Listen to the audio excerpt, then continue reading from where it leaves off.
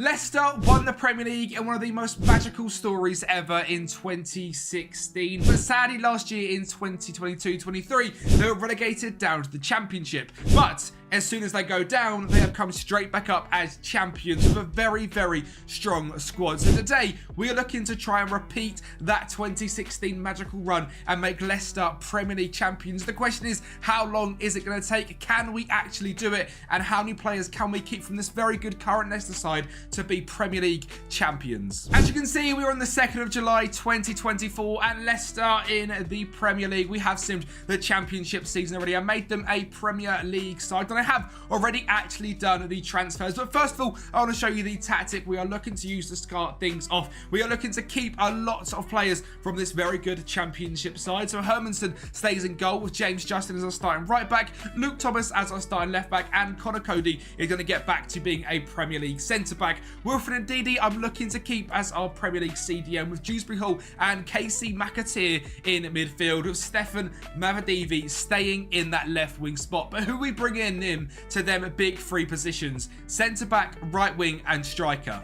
Well, first of all, I'm keeping Abdul Fatawu at the club. He has been simply fantastic for Leicester in real life, and he's joining from Sporting. The deal has cost us just £12.5 million, and I believe this is actually a clause Leicester have in real life as well, which means is an absolute bargain because he has been simply brilliant. You can see here already 25 caps for Ghana at the age of 20. He is extremely quick, great dribbling, decent enough finishing as well. Only thing he lacks a little bit of consistency, but I'm sure we can get that into him. Joining him in that attacking front three is 21-year-old German striker Maximilian Beer, signed from TSG Hoffenheim. It was a bargain of 28 million. The reason I say it's a bargain is because already he's got a value of 73 to 82 million pounds. He is outrageously fast, 6'1", so he's very big, and great finishing and great determination, and has the consistency that Fatawu does lack. And to partner Connor Cody at centre back is going to be another Premier League defender, Lloyd Kelly, released from Bournemouth. Well, contract coming to an end. He's extremely consistent,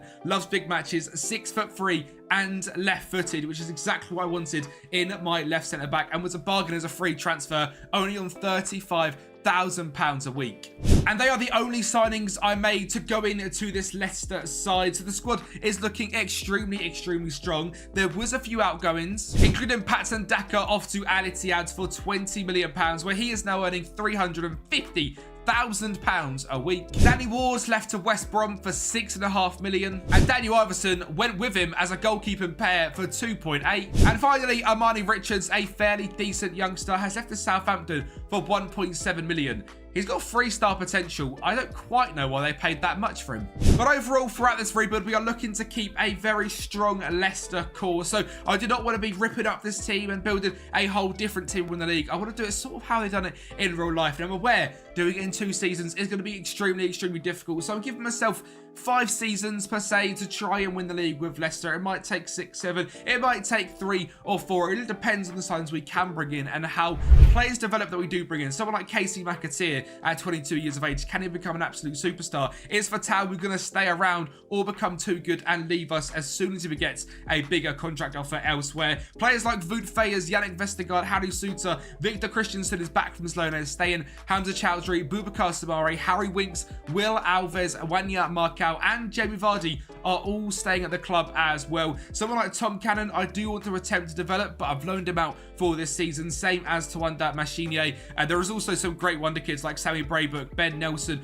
all staying around the club, just possibly going out on loan and getting a bit more experience as we look to stay in the Premier League in Season 1. I think that has to be our goal. In terms of the FA Cup and Carabao Cup as well, I'd love to attempt to win one of them. So let's get into the first season. Can we stay up in the Premier League? Well, thanks to our fantastic season last season, this season also started brilliantly. FM really is a morale manager, and as the team comes into a brand new season after winning the title, we beat Everton, Fulham, Arsenal and Newcastle in our first 4 games in the Premier League. A simply ridiculous start. We then did lose to Bournemouth, but we beat Aston Villa and beat Ipswich, who come up with us in a 2-1 victory. We then went winless in 4 against Burnley, Liverpool, Chelsea and Spurs, but got back on the horse, beating Brighton, drawing 3-3 against Manchester City, beating Wolves, drawing Southampton and Brentford, and then going on a little bit of an awful run, losing to Palace, West Ham, Manchester United and Fulham. And while January didn't get much better either, we carried on that poor form, losing to Everton, losing to Arsenal, drawing to Newcastle, drawing to Bournemouth, but losing to Aston Villa when we hadn't won a game in 10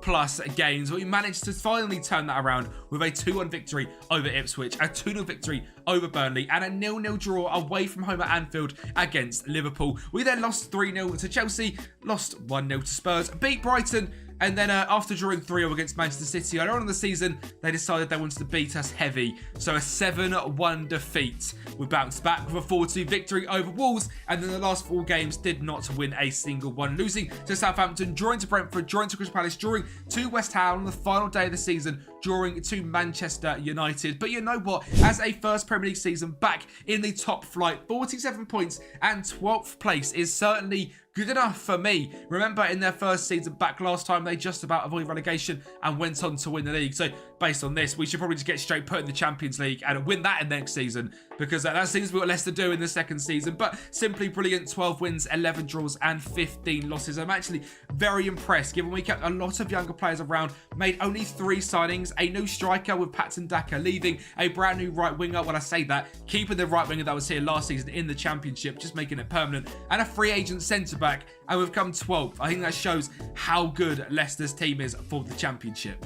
We did actually do quite a good performance in the Carabao Cup as well, getting all the way to the quarter-final, sadly losing to Chelsea 3-1. And while Chelsea seem to be our nemesis in domestic cup competitions, they beat us 2-0 at home again, but went on to win this one, so I can't feel too bad. But overall, a pretty good first season. In terms of our data hub, pretty much average on goals and a little bit more on goals conceded. Overall, a very nice little graph there. And in terms of the standout players scoring the goals, Maxi Bayer 18 and 1, Stefan Badavivi 10 and 3, Dewsbury Hall, who I'm looking to attempt to keep throughout this whole rebuild and make him a Leicester legend. There is a chance he could leave in the summer in real life. I want to keep him at the club and make him a Leicester legend. 7 goals and 8 assists for him, just under that 7 average weighting. Abdul Fatawu 7 and 8 in 30 starts is incredible. Jamie Vardy back in the Premier League. He got 4 goals and an assist and played over 25 games, including games off the bench. So you know what? You can't grumble. He is going to go and leave the club because he doesn't want to be here anymore, and he's absolutely finished, but that is what it is. Casey McAteer has developed very well, 4 goals, 2 assists and 28 starts. And Boubacar Samare as well, obviously out on loan in real life, 24 starts, 3 goals, 3 assists, a very decent little career, well, season for him there. And Wout Faes actually ended up being our starting centre-back with 39 games, 3 goals and an assist. Our superstars in terms of games played, Kieran Dewsbury Hall, over 30, 6.99, simply brilliant. But we have got a lot of money here at Leicester. We're looking at £140 million in the bank, which is a lot of money. But debt-wise, we're only on £27 million as well. And in terms of transfers, we've got £54 million to spend, £225,000 in wage budget. So cash isn't going to be an issue. It's just building a good enough, young enough squad while not completely ripping it up and changing absolutely everything. Because like I've said, I want to try and keep that Leicester core just like they did in real life. Even if it takes us 4, 5, 6, 7 seasons, I want to keep some boys here that were doing it in the Championship, that could do it as Premier League winners. So let's get into season 2. Well, our marquee signing this summer was Mo Darami, a 23-year-old Danish left winger with fantastic dribbling, consistency, big match ability and pure speed as well. Has a fantastic right foot and can cut in and finish. He cost us £39 million, but last season got over a 7 average rating in the top tier of France. We didn't have anyone do that in the top tier of England, so I'm hoping Mo Darami can come in, compete with Stefan Badavivi and take over that left wing role. And taking over our left centre-back role, I'm hoping can be Nicolas Romero, 21 years of age, signed from Atletico Tucumán over in Argentina. Left-footed, which I've mentioned, extremely consistent, and the holy trinity of defensive stats. 15 in heading, marking and tackling, and determination is absolutely fantastic, with some superb speed, and cost us just £9 million. And staying with the Argentinians, Fausto Vera comes in from Corinthians in Brazil. Extremely consistent, loves big matches, great long shot ability with also superb defensive, pure speed, great engine on him as well, and cost us a bargain of 8.5 million after having a 7.52 in the first half of the Brazilian season. And well, we might as well sign someone from Brazil as well. Thiago Silva, our mentor, our brains, our, you know, absolute legend at centre-back, signed from Chelsea for £300,000. Now, I'm not expecting Thiago Silva to play many games, but we have a massive young core here at the club. So Thiago Silva coming in, 40 years of age. He's almost like a coach on the pitch. I want him to play cup games against smaller opposition. I want him to come in and mentor the youngsters. As mentioned, £375,000. He's on just 20k a week. He's just staying in England because he loves it. He's consistent. He loves big matches. I don't want him playing too much football. I simply want him as a leader.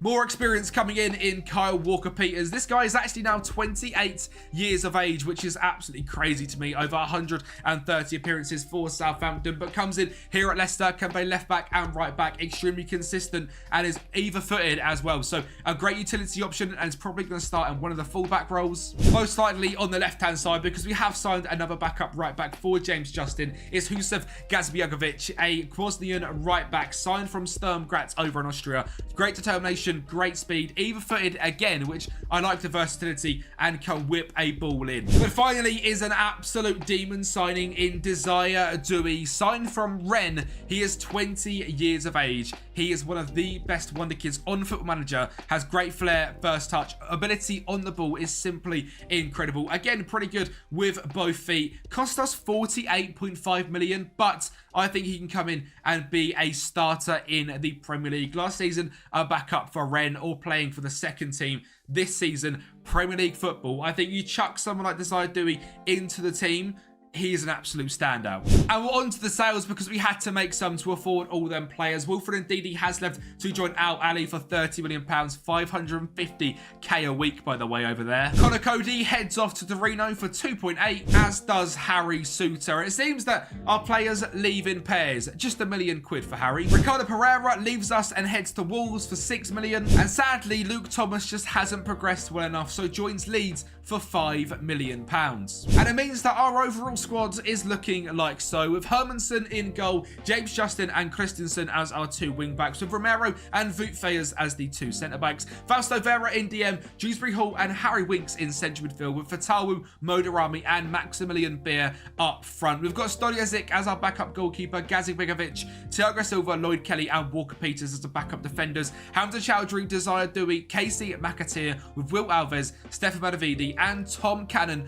as our backup striker. Again, keeping the youth, keeping that sort of young fighting passion, and keeping the same system as well. I want to try and get this 4-3-3 to be a title-winning formation. It is being developed as we go through the stage, so it might change as we go through, but hopefully we can keep it as this, depending on how things go throughout the season. But yeah, things are looking very good. I like the squad ahead of a lot. I think there's a lot of potential here in terms of the Premier League, and where we are predicted down in 14th place. Now, when Leicester won the league, they were 5,000 to 1 and predicted last, so never write us off. Well, based on our first 3 games, you probably can write us off. We lost to Liverpool and lost to Manchester City. We did beat Spurs, a very difficult start to the season. We'd have to go on quite a run of form to get us back in maybe some contention.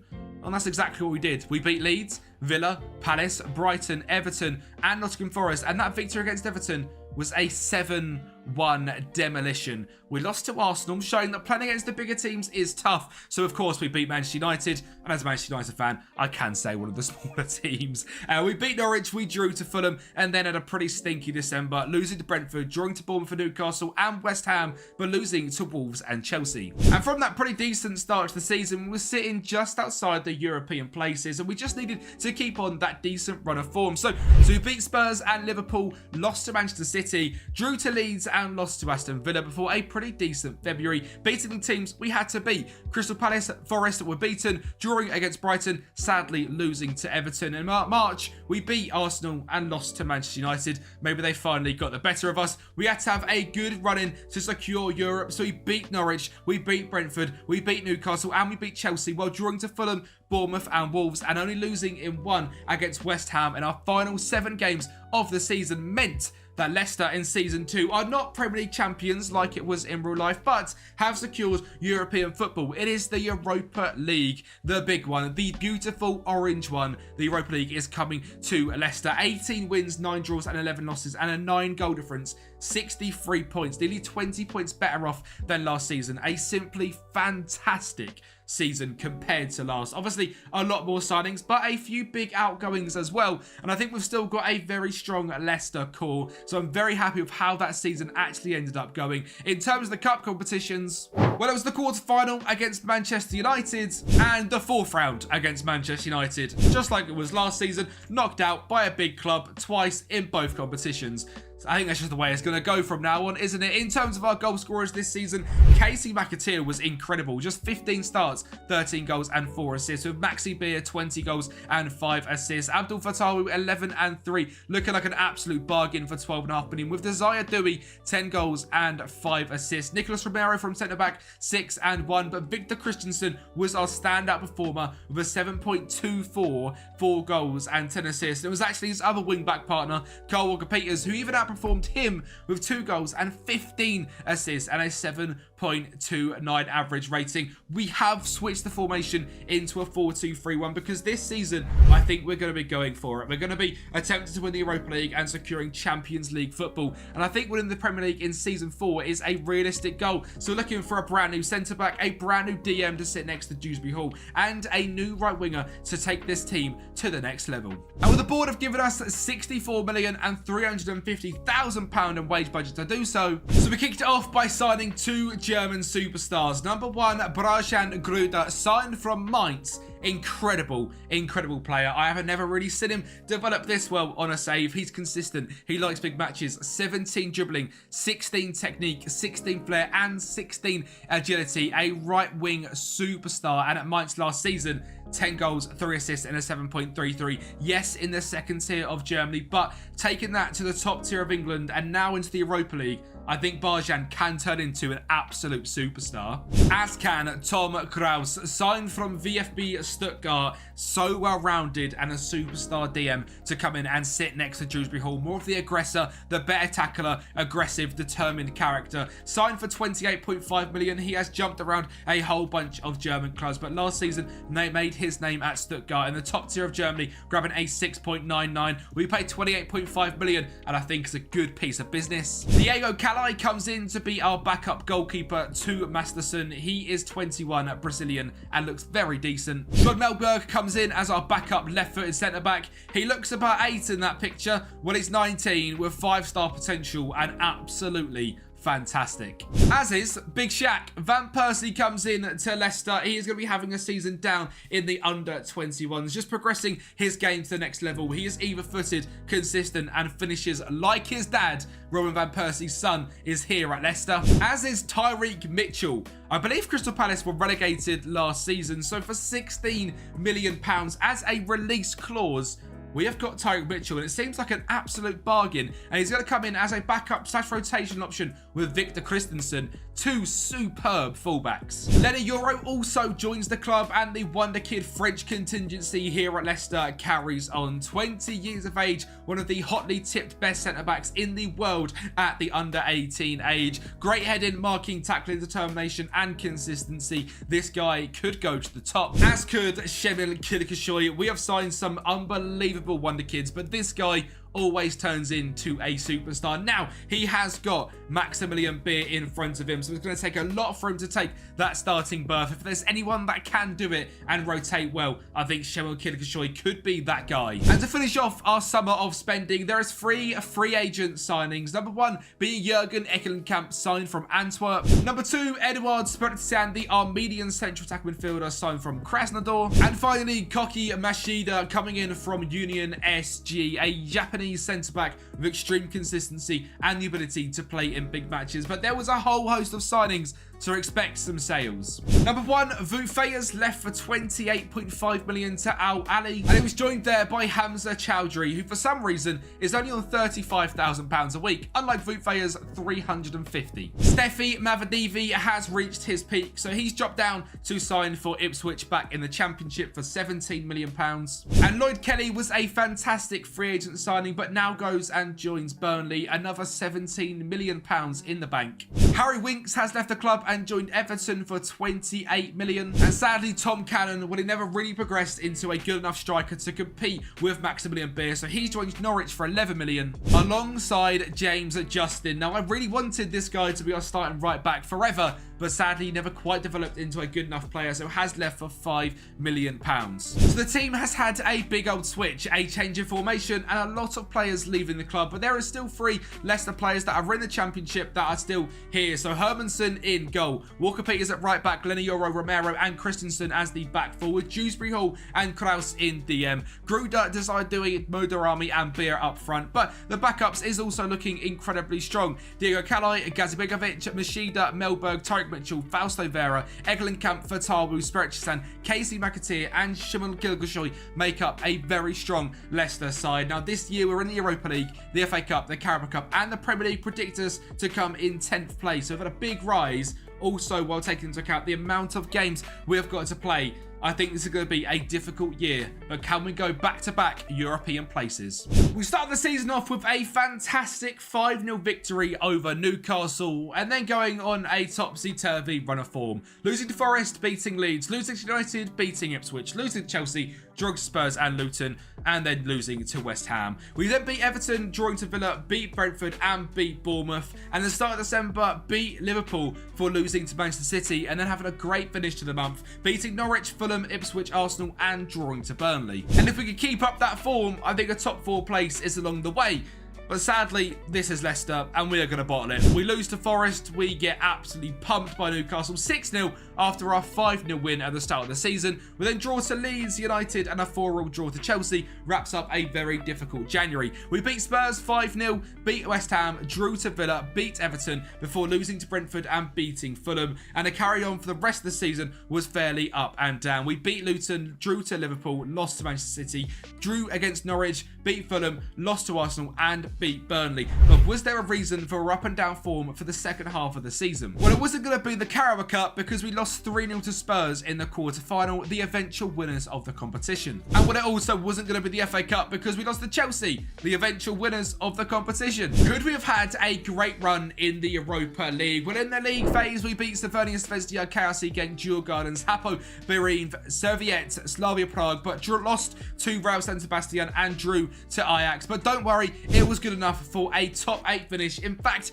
a top 2 finish in the league phase. In the round of 16 we faced up against PSV and absolutely battered them 6-1 on aggregate, and in the quarterfinals it was the same story. A 5-2 victory against French giants Rennes sets up a semi-final against Real San Sebastian, the club we lost to in the league phase. Well, game number 1 was the home leg and we got off to a fantastic start. Desire Dewey finding Tom Kraus, finding Gruder on the edge of the box to score an absolute screamer past Alex Romero, who made it an even better first game as well. As Fausto Vera put another great ball to Barjan Gruder, who is an absolute superstar, and he makes it 2-0. Mikel Oyarzabal makes it 2-1 from the spot in the 86th minute, and the downfall continued as in the 90th minute, where their goalkeeper was up, San Sebastian made it 2-2 with Takefuso Kubo. So we had to go away to Spain to see if we could be going into the final of the Europa League, and a Tom Kraus screamer got us off to a great start. A 30-yard hit finding in off the crossbar.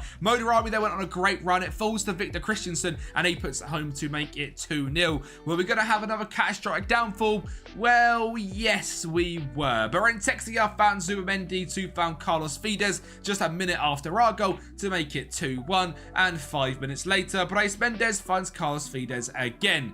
But that was it for the game. No goals in extra time, no goals in the second half. Spezian gets us off to a great start on penalties before Mikel Oyarzabal misses and Hermansen puts us 1-0 up. Egelenkamp makes it 2-0. Arias makes it 2-1. Dewsbury Hall steps up and he makes it 3-1 before Zakarian misses, and the final was almost in our hands. Mohamed El Neni then apparently skipped one of ours and scored, and as usual the penalty pug on Football Manager has come back to bite us, but McAteer missed one for us, Oyarzabal and Zakarian missed them for Real San Sebastian, and we are going to the final of the Europa League. Well, we were facing up against Aston Villa, one of our Premier League rivals, and Moussa Diaby got off to a fantastic start in just 9 minutes, but this high press Leicester team won the ball back, and Barjan Gruder made it 1-1 in 14 minutes. For the 86th minute, rolled about and Sammy Braybook found Christensen to find Gruder, a great switch switch over to Kyle Walker-Peters, left foot, edge of the box, inner post, and Leicester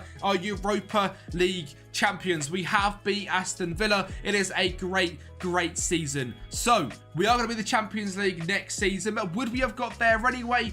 We wouldn't have. We'd have got Europa League football, but still finishing in 7th, also on 64 points, a much better goal difference of 27, competing with some of the teams in the top 4. 18 wins, 10 draws, and 10 losses. We are building an absolute super team here at Leicester, and the Wonder Kids we have signed have done very well in progressing. Our two best are both German, Maximilian Bayer and Barjan Gruda, a 7.12 average rating, 15 goals and 8 assists. 13 and 13 for Leicester boy Casey McAteer, Modarami 9 and 8. Shimon Gilkishoy as that backup striker, 8 goals, 3 assists in the little games he played is very decent. Desire Dewey 8 and 9, above a 7 again at 22 years of age, and a £90 million value is simply ridiculous. Abdul Fatawu still doing bits in that right wing position. Dewsbury Hall as well, the captain of the squad, 7 goals, 10 assists, a brilliant season with the 2 fullbacks, also double figure assists, 5 goals and 4 goals apiece. A brilliant season, and the next season, Champions League football, £60 million in the bank, 80k in wages. Finances, they're up and down. We are spending a lot more money than we probably should be. We're not really doing this in a realistic manner. We're just sort of selling lots of players and trying to do what Leicester done in real life. Keeping a few players in the squad, finding them great hidden wonder kids, and making a very strong side. So let's get into season 4. And well, to be honest, we'd massively improved the squad enough to the point we didn't need much more to make us Premier League winners. So I signed Emil Smith-Rowe from Arsenal for £28 million. Joao Gomez from Wolves for 23.5 to come in and be a backup DM to Tom Kraus. And our first regen, Dauda Job, the Gambian centre-back signed from Atletico Madrid with incredible bravery and jumping reach. They were the only signings I decided to make. And to be honest, there was no sales either. The team was looking very unchanged with Hermanson in goal, Walker-Peters and Christensen as our 2 fullbacks, Romero and Euro at centre-back, Joao Gomez and Dewsbury Hall in DM, with Gruda, Dewey, Smith-Rowe and Beer as our starting team. This season, we're in the Champions League. I mean, we're in everything this season. The Super Cup, the Champions League, the European South American Club Challenge, the Carabao Cup, the FA Cup, the Friendly Cup, and the Premier League. It's maybe unfair amount of games we've got to play. We are still predicted to come just inside that top 10 in 9th place, just 50 to 1. I think we could actually win the league this season. Let's see if it's possible. Well, if we were, we're going to have to do better than drawing to Forest on the first game of the season. Derby have had a meteoric rise from League 1 to the Premier League, but we beat them 2-0. We then beat Newcastle, drew to Chelsea, and beat West Ham. So the first 5 games of the season were very decent. We drew to Brighton, beat Everton, drew to Spurs, beat Villa, and lost to Manchester City. Again, losing games against teams that are top tier, but only by a goal. Beating Bournemouth, Burnley, and Palace, while losing to Norwich in the month of November, was a bit frustrating, but we did then take that out on Leeds, beating them 7-2, beating Brentford 1-0, and beating West Ham 3-2, and again coming close in a 2-1 loss to Manchester United, a 2-0 against Liverpool, and a 3-3 draw against Arsenal. And in January, we carried on unbeaten, drawing to Forest, Chelsea and Brighton, and also beating Derby at the very start, drawing to Newcastle, drawing to Everton. Too many draws, beating Spurs, beating Manchester City, but drawing to Aston Villa, and then losing to Bournemouth and Burnley. But the run to the end of the season was fantastic. We beat Norwich, Palace, Brentford, Leeds, Manchester United 5-0, Liverpool 3-0 and Arsenal 2-1 to finish the season. And it meant we ended up finishing in 4th place on 72 points and securing Champions League football regardless of the other cup competitions that we have had this season. So a very good season, way too many draws, a 35 goal difference but 9 draws, which is more than all the way down to 7th place, more than 9th place, more than 8th place. Way too many draws, way too many. If we can convert them down to say 3 draws like Manchester City, well, the Premier League trophy is going to be much closer to coming to Leicester. But did we lift any other trophies this season? Well, we did get all the way to the FA Cup semi-final before losing to Arsenal thanks to a goal from Jeremy Frimpong, who, by the way, are playing a 4-4-2 system, have Pedri, but also Dovbyk up front. A very weird Arsenal side. And well, the Carabao Cup was an absolute write-off. We lost to Lincoln in the 3rd round on penalties. Good job, Tom FM. But how about our Champions League run? We beat KRC, Genk and Feyenoord to start things off. Drew to Inter and Porto, beat Rennes, lost to Salzburg, lost to City, and drew to RB Leipzig to kick off our league phase. In our first season of the Champions League, becoming 16th place. 8 games, 3 wins, 3 draws, 2 losses, and a positive 4 goal difference. So certainly a good showing for ourselves, but we were in the knockout playoff. Oh, this was going to be played up against Atletico Madrid, normally known for their defensive stability, today known for getting absolutely battered. And I'll just let you know now, I'm showing you the second leg because it wouldn't be first to show you the first leg as well. So first of all, a goal from Smith Rowe. Second of all, a goal from Maxi Bayer. Romero, our very first signing, finds Tom Krause, and Abdul Fatawu puts it in the back of the net past Oblak for 3-0. And we are going to see a fourth as well. Dewsbury Hall, Desire Dewey and Smith Rowe link it up to make it 4-0. Now, I mentioned I wasn't going to show you the first leg as well. And that's because that was a 3-0 victory. And we beat Atletico Madrid 7-0 on aggregate. And it was Spurs that we drew in the round of 16. In the first game, we were at home, so a win was much needed. And Victor Christensen gets us off to a great start in 18 minutes, was very, very helpful. And we're going to make it 2-0 as well, with Berjan Gruder driving through and goal. And he gets the finish home. He had to take it to the Tottenham Hotspur Stadium. And if we could lose by less than 2 goals, it was looking like a Champions League quarter-final. But we know Spurs are a very good side. And we know when they play at this stadium, they're also very good. So Dejan Kulusevski got the 1-0 up in 5 minutes before a second coming all the way in the 85th minute. We done so well. It was Kefren Turam driving through and he scored. But we wanted to have the last laugh. So in the 90th minute, Shaquille Van Persie drives to the left-hand side, cuts it back to João Gomez, and he fires it home. The 94th minute goal when we were off to the quarter-finals. We faced up against Barcelona, which was going to be very, very exciting. Until in the first minute, Tom Krause decides to 2-foot Victor Gyökeres and we go down to 10 men. But somehow, just 3 minutes later, we go 1-0 up thanks to Maximilian Bayer scoring an absolute screamer.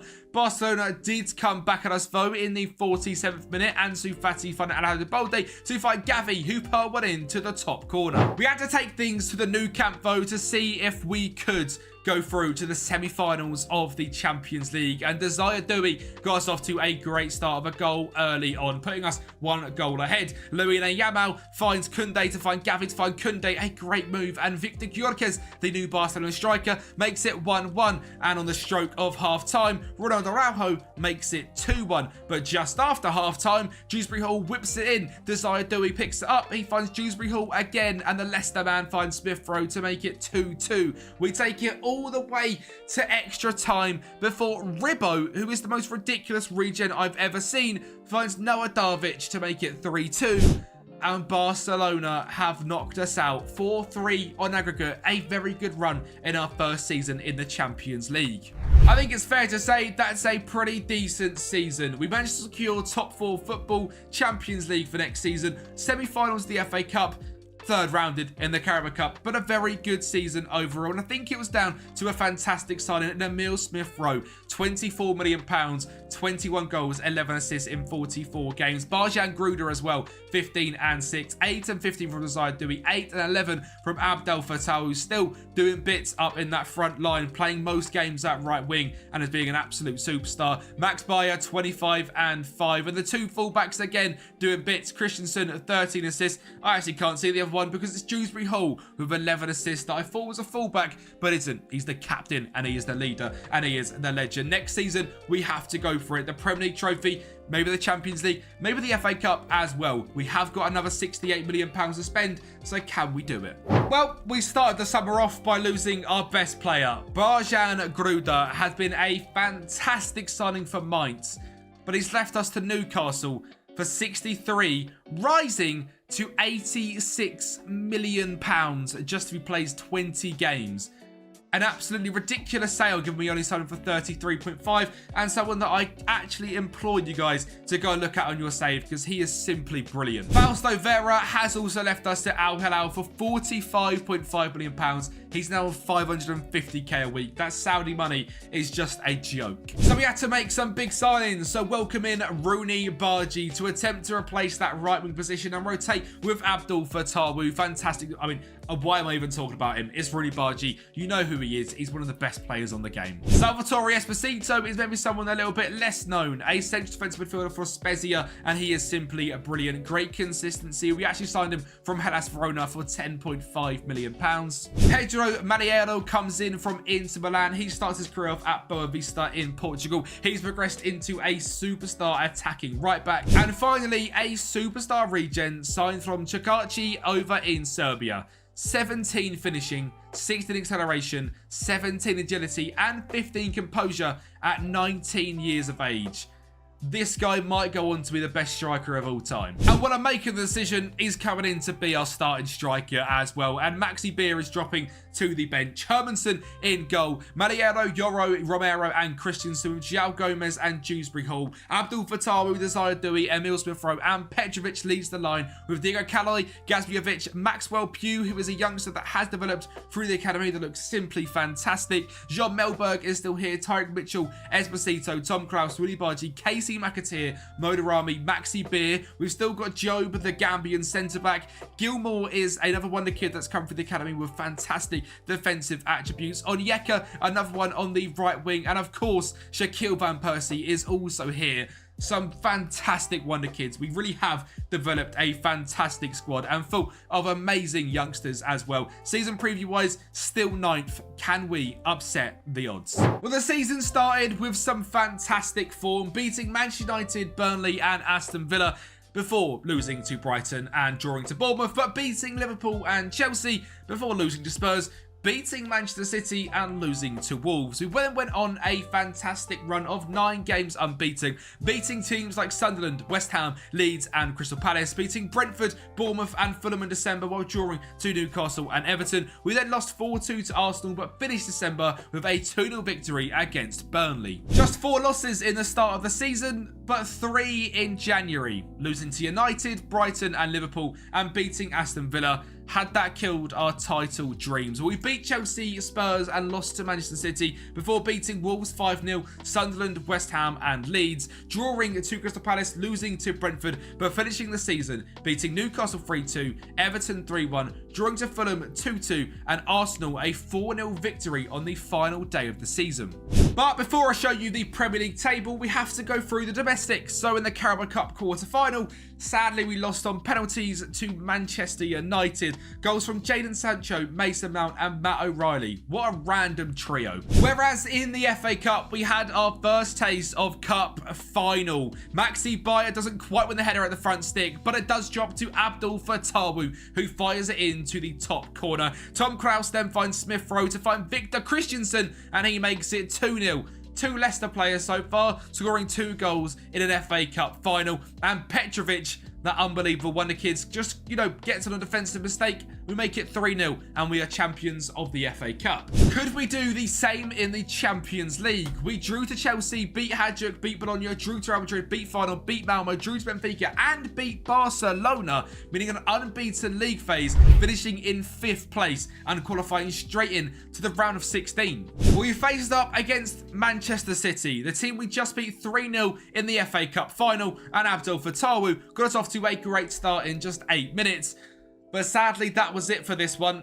This game was going to get written off. And that's because Vinicius Jr. finds Phil Foden, already 2 fantastic superstars in just 27 minutes. And some silly mistake at the back finds Florian Wirtz for 1 goal to make it 2-1. 3 of the best wonder kids in the world. Florian Wirtz makes it 3-1. And it has become an absolute battering because Vinicius Jr. on the left-hand side wins the ball, finds Ben Stiller, maybe, in the middle for 4-1. And while we did manage to draw 2-2 at the Leicester King Power Stadium, it was over for the Champions League dream and we had got knocked out in the round of 16. But could we have won the Premier League?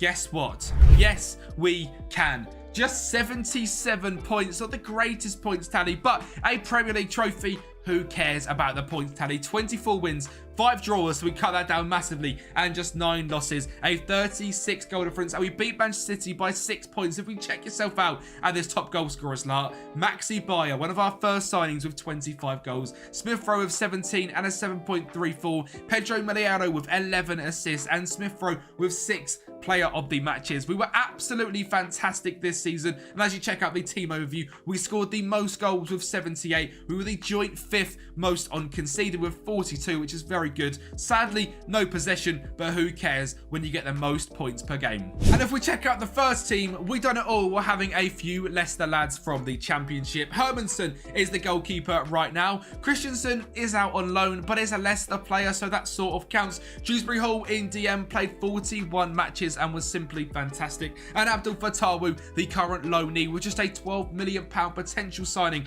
is also in the team. So 4 Leicester players lifting a Premier League trophy from the Championship, while also signing some incredible wonder kids. I hope you have enjoyed this rebuild. If you want to take it to the next level and attempt to win the Champions League, the rebuild file is down below on Patreon for £5 a month. You can help support me out massively. Like the video, subscribe to the channel, and I'll speak to you next time. The Tractor Boys are on a charge for Premier League football. Last season they won Sky Bet League 1, and this season they are looking like they could be a dominant force in the Championship as well. Currently sitting in 2nd place behind former Premier League winners Leicester, above teams like Southampton and Leeds, and are doing absolutely fantastic. They look on track to be at least in the playoffs, if not automatically promoted to the Premier League, which means back-to-back promotion for Kieran McKenna's army, and he looks like a fantastic manager, and as long as they keep him, they will do absolute bits. Now, they've had some fantastic managers in the past as well, like Sir Ralph Ramsey and Sir Bobby Robson, and they did end up winning the Premier League in the 60s and also won the UEFA Europa League equivalent in the 1980s. So can we return Ipswich back to former glory in this Ipswich Town 5-year wonder kid rebuild? Now, Ipswich's team for the Championship is absolutely fantastic. If we look through the starting 11 here as we kick things off, it's Walton in goal, Harry Clark, Luke Wolfenden, Axel Tuanzebe, Brandon Williams, Sam Morsey, Massimo Luongo, Amari Hutchinson, Connor Chaplin, Nathan Broadhead, and George Hurst as the starting 11. A few standout players in there. Axel Tuanzebe can pocket Kylian Mbappe on his day, and he is now here in the Championship. So we'd like to see Axel progress very nicely. Brandon Williams and Hutchinson in on loan should do bits this season before going back to parent clubs at the end of the season. Captain Sam Morsey in DM as well as a fantastic CDM, 31 years of age, so might not be around for the whole rebuild, but hopefully we can get Sam Morsey some Premier League football in the next few years. And Connor Chaplin as well, 17 finishing as a shallow striker, suits this team and formation down to an absolute T. He should absolutely break the goal scoring record for this league if Super George Hurst doesn't himself. He was brilliant in League One in real life last season. Hopefully he can emulate that form this season in the Championship. And like I said at the start, Ipswich are a club with a very big history. A Premier League title in 1962, a UEFA Europa League in 1981, an FA Cup also in 1978. So can we get them back to them glory days? The goal isn't to get out of the Championship. We know we can do that with pretty much any team in the Championship within a couple of seasons maximum. We did it with QPR, for Christ's sake. So I'd be expecting to win the Championship this season, at least have a very good go at it, if not come second. And I've done a few comments saying that Ipswich don't need a rebuild, and you're right, they don't need a rebuild to get out of the Championship, but the goal of this rebuild is to get them into European football, and who knows, lift a European trophy within 5 years. So can we do that? Can we return Ipswich back to the glory days and make them the Super Tractor Boys? Let's get right into it. Season number 1 simulation. Let's go. Now, very quickly, if you've ever enjoyed one of my videos, can you do me a massive favour and just hit that subscribe button down below? We are on a goal to hit 5,000 subscribers by the end of this year, which would be absolutely crazy and beyond my wildest dreams at the start of the year. We weren't even on 1,000, and the growth has been fantastic due to your legends' unbelievable support. And we're going to be looking to pump this content out over the Christmas period, over the New Year period as well. So if you are enjoying what you're seeing on the channel, you love the rebuilds, subscribe to the channel. It's free to do so, and you can make my dreams come true. Now let's get into it for the end of season 1. Now, as expected, this season would be rather easy. 102 points wins us the Championship table, but my lord, was it close. 101 from Leeds and 100 from Birmingham. So 3 teams on 100 points, and Birmingham didn't even get promoted. Southampton beat them in the playoff final. We've also got 97 points. Hull with 90 points. And Leicester, current leaders with only 83 points. A very, very poor season from them. But we don't care because we did absolute wonders. 102 points. A 62 goal difference. Scored the most goals on 104 goals. You can see did the second fewest. Leeds were just ridiculous at not conceding goals this season. So we come second to them. We didn't keep much possession because we were too busy putting the ball in the back of the net, and then the other team were retaining a little bit of possession from there. But we did score the most goals and we had the most points per game, which is the most important thing as we look at our data hub for this season as well. 2.26 goals per game, 0.91 goals conceded per game, and the tactic we ended up using was the overachieving 4-2-3-1. We've used this tactic a hell of a lot recently because it is simply fantastic. If you do want to download that, it is somewhere on the Sort It Out as our website a couple of weeks ago. You'll be able to find it. It's absolutely fantastic. Now, in terms of the players that were fantastic this season, I alluded to the fact that George Hurst would be absolutely outrageous, and that indeed he was. 36 goals this season and just the 1 assist, with Connor Chaplin behind him, 14 goals and 11 assists. These two are going to be good enough for the Premier League, I hope. With them sort of results, both hitting over a 7.0 average rating. Wes Burns as well, I know, is a massive fan favourite, 9 goals and 13 assists. Leif Davis down that left back side, 18 assists and 6 goals as well, is absolutely ridiculous. In terms of average ratings though, the best player was Leif Davis, second George Hurst. Christian Walton in goal, actually played in front of Vlakap Hladecki, who I believe plays in real life. Now Walton just looks a bit better and actually was fantastic this season. So Kieran McKenna, if you're watching, that's who you need to play in goal. Not that you need any tips based on what you've been doing recently. Cameron Humphreys as well was someone we need to touch on because he is a fantastic young central midfielder who's got fantastic potential as well. This season started 38 games in central midfield with 4 goals, 4 assists, over a 7 average rating as a 19-year-old turning 20 as well. That is absolutely outrageous. And of course, he's consistent, which is beautiful to see. And hopefully we can get absolute bits out of Cameron Humphreys. Now, of course, the board are going to be fairly generous. We are now going to be clearing all sorts of debt at the club. We're going to be a Premier League team. So they've given us 36 million pounds to go ahead and spend. There is already 12 million pounds in the balance as well, and that is without our TV licenses coming in, our lovely new sponsorship revenue, I imagine, for getting in to the Premier League. So there's a few positions I want to go ahead and strengthen. We need to try and sign a brand new left back or a brand new right back, to be fair, and Leif Davis can play left back because obviously Brandon Williams is gone and Amari Hutchinson is also gone. And in terms of other players I'm looking to replace, we look through the reports of the team. A new centre mid, maybe instead of Massimo Wongo, would be a good shout, and maybe a new left winger instead as well, instead of Nathan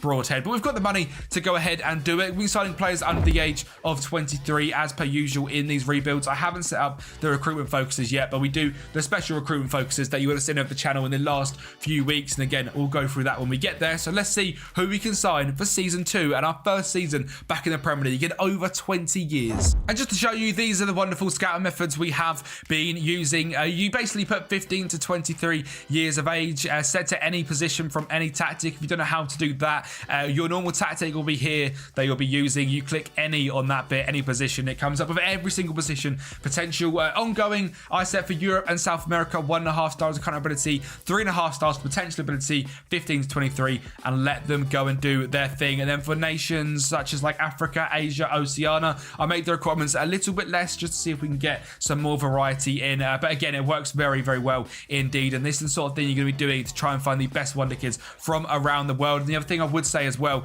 is finding the right staff is absolutely vital. You can see we've got 8 staff members that are going to be from sort of all around the world. And you can see from the world knowledge, we have done very, very well, done exceptional at signing the right staff so we can find players that are going to be good in North America, good in South America, good in Africa, good in Asia and Oceania, and also fantastic in Europe as well. That's the main thing that I would say if you're going to be doing these sort of scouting methods. Make sure you're finding staff that are good enough to go ahead and do it, and how to find that sort of staff. If you go into staff search,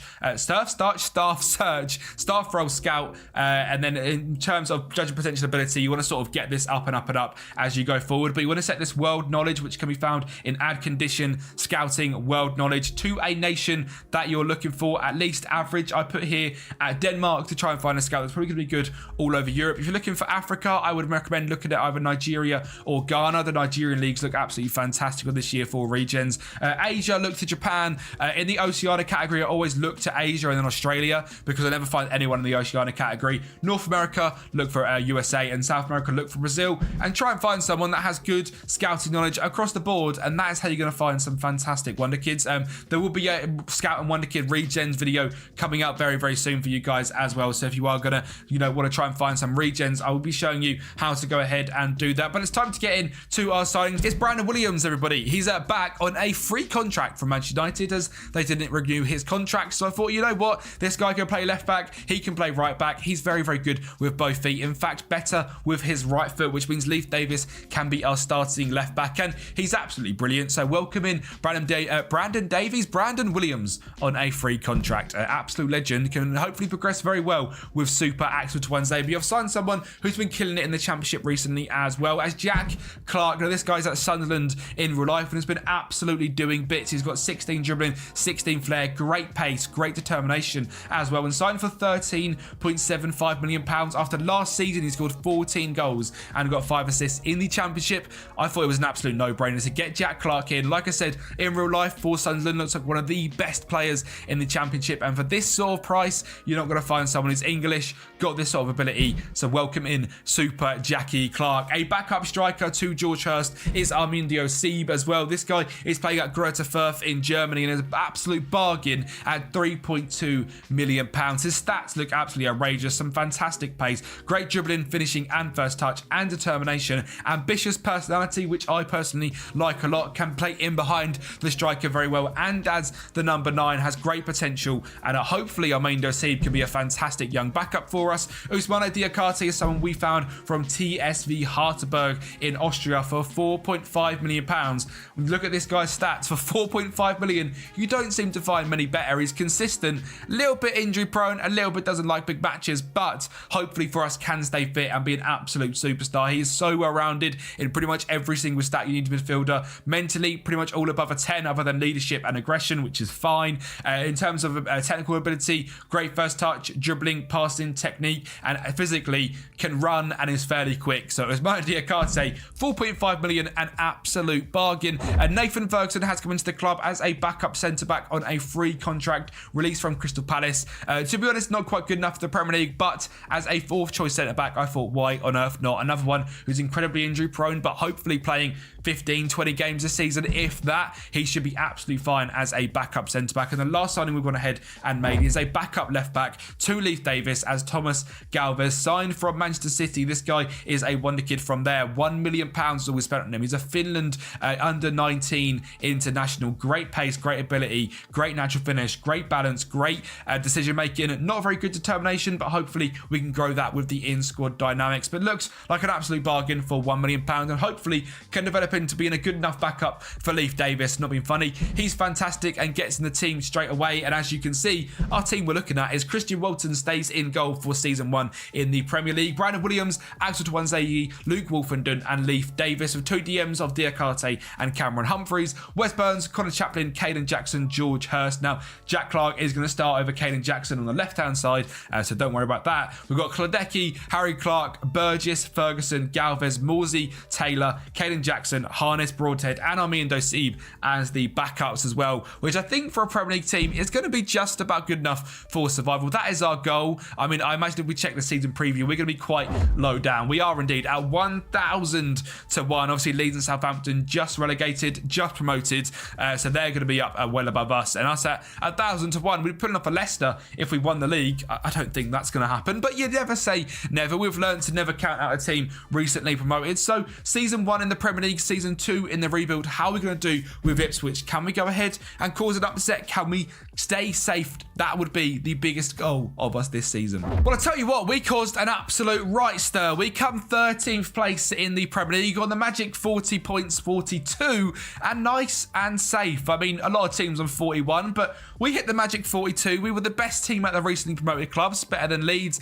better than Southampton, who come bottom on 24 points. Then 1,000 to 1 odds looks ridiculous now, don't they? We even had a spot at 3rd place at the start of the season. Now, of course, that declined, and we never really went into the relegation zone, which is good to see, but a mid-table club. After one season in the Premier League is very, very impressive. He must have made some fantastic signings.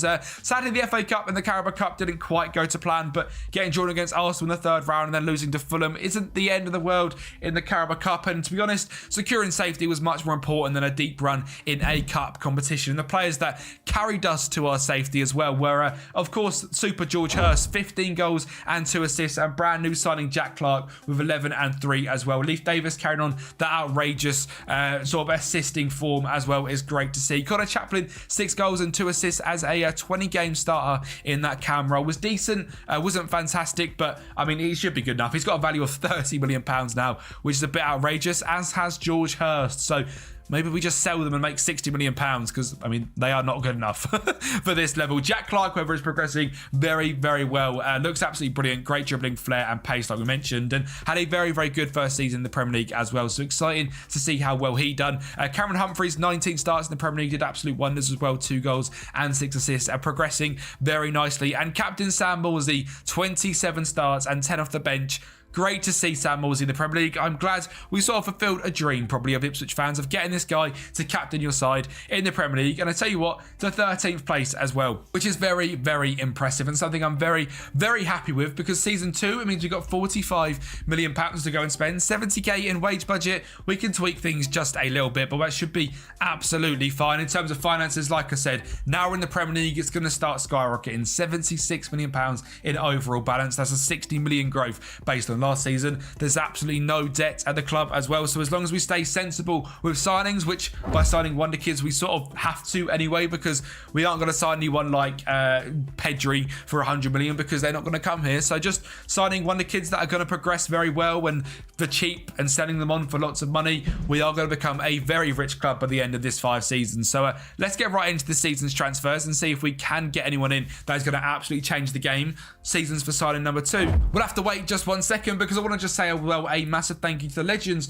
on screen right now, the Patreon members. You guys are absolute heroes. You literally make my dreams come true of making content, and you get these rebuild files as well. And I couldn't say thank you enough. Words can't describe how much the support from you guys has been in the last couple of weeks. And if you want to get these rebuild files like this Ipswich file or like the Manchester United rebuild file or the retro files, the Santos files, they are all available down below on that Patreon link. And if you want to go ahead and do that, it helps support me massively, and obviously you get a nice little save to play over Christmas. So if you feel like doing that, link is down below. If you feel like you want to play a brand new save, this could be perfect for you, Ipswich fans. I'm going to rebuild you to a very high standard by the end of season 5, where hopefully we're going to be in Europe and hopefully maybe even a champion of Europe as well, and you guys can pick that up and you can enjoy the save from there. So let's get into it, those season 2's transfers. The best wonder kid keeper on the game has come here to Ipswich. Guilherme Restes is here.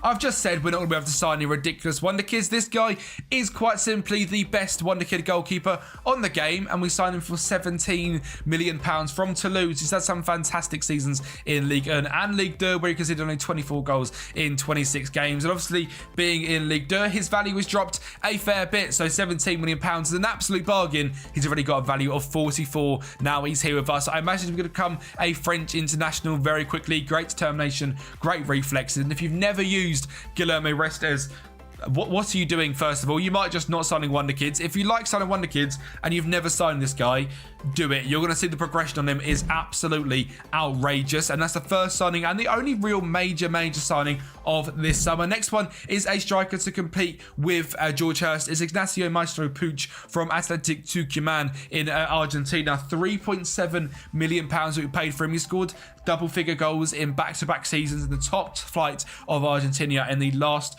2 seasons. For £3.7 million, seems like an absolute bargain. 16 determination, great acceleration, pace, finishing, dribbling, first touch, 21 years of age, extremely consistent. There's someone a little bit different. It's very easy to go ahead and sign these same wonder kids time and time again, but signing someone like Maestro Puig for £3.2 million, why on earth not? Another signing from Argentina, which seems to be a bit of a gold mine for finding wonder kids, is Federico Redondo. Now this guy's got a value of £43 million.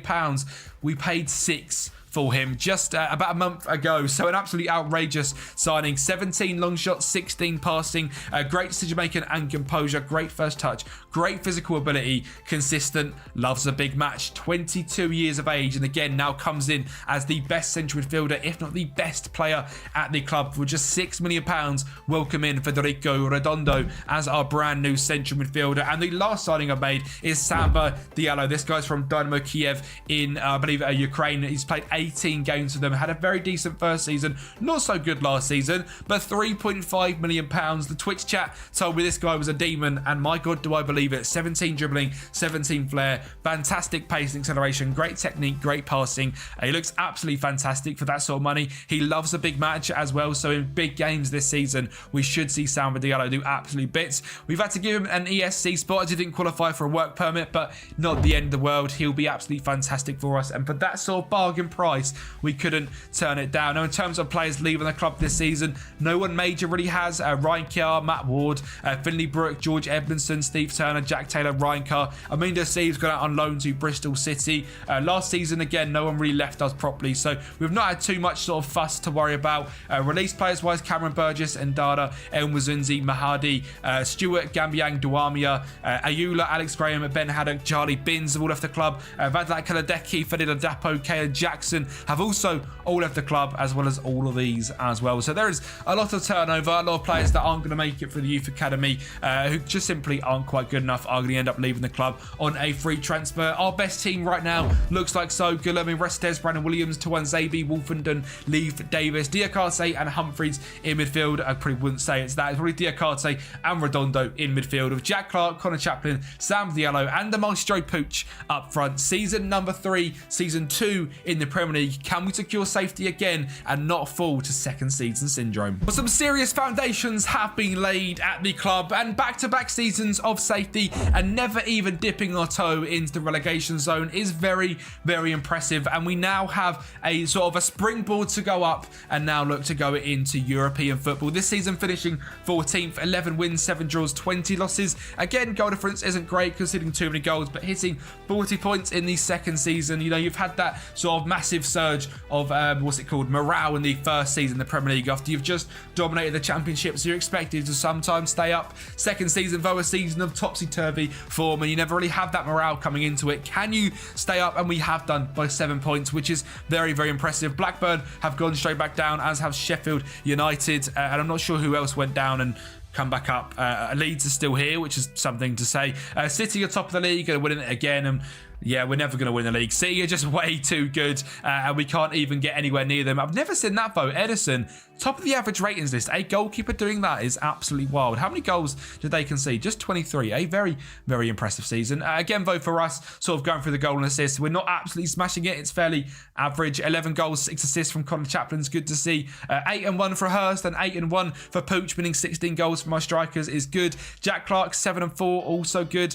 Leif Davis is an absolute assist king to the left-hand side, did very, very well. And Federico Redondo, our brand new signing as well. 1 goal and 5 assists in 33 games. Looks absolutely fantastic. That value is stunning for a man we signed for just £6 million. But this season we can't really waffle on too much because there's not a lot to really say. Finances are looking great. They've given us even more money, £63 million to go and spend. I think now it's time to slowly move away from the sort of Championship club we do have and move into trying to be one of them really good Premier League mid-table clubs. You know, signing players like Mitrovic. I mean, we're not going to go ahead and get him, but players that can really take us to that next level rather than just trying to scave off relegation. Moving up to the next step, see if we can get into the top half for season 4 and the third season in the Premier League would be absolutely vital. So signing someone who has been very, very good over at Liverpool in the last few years and has also been out on loan in Germany this season, not played too many games, but is a very talented player, is Fabio Carvalho. Now, this guy killed it in the Championship when he was at Fulham.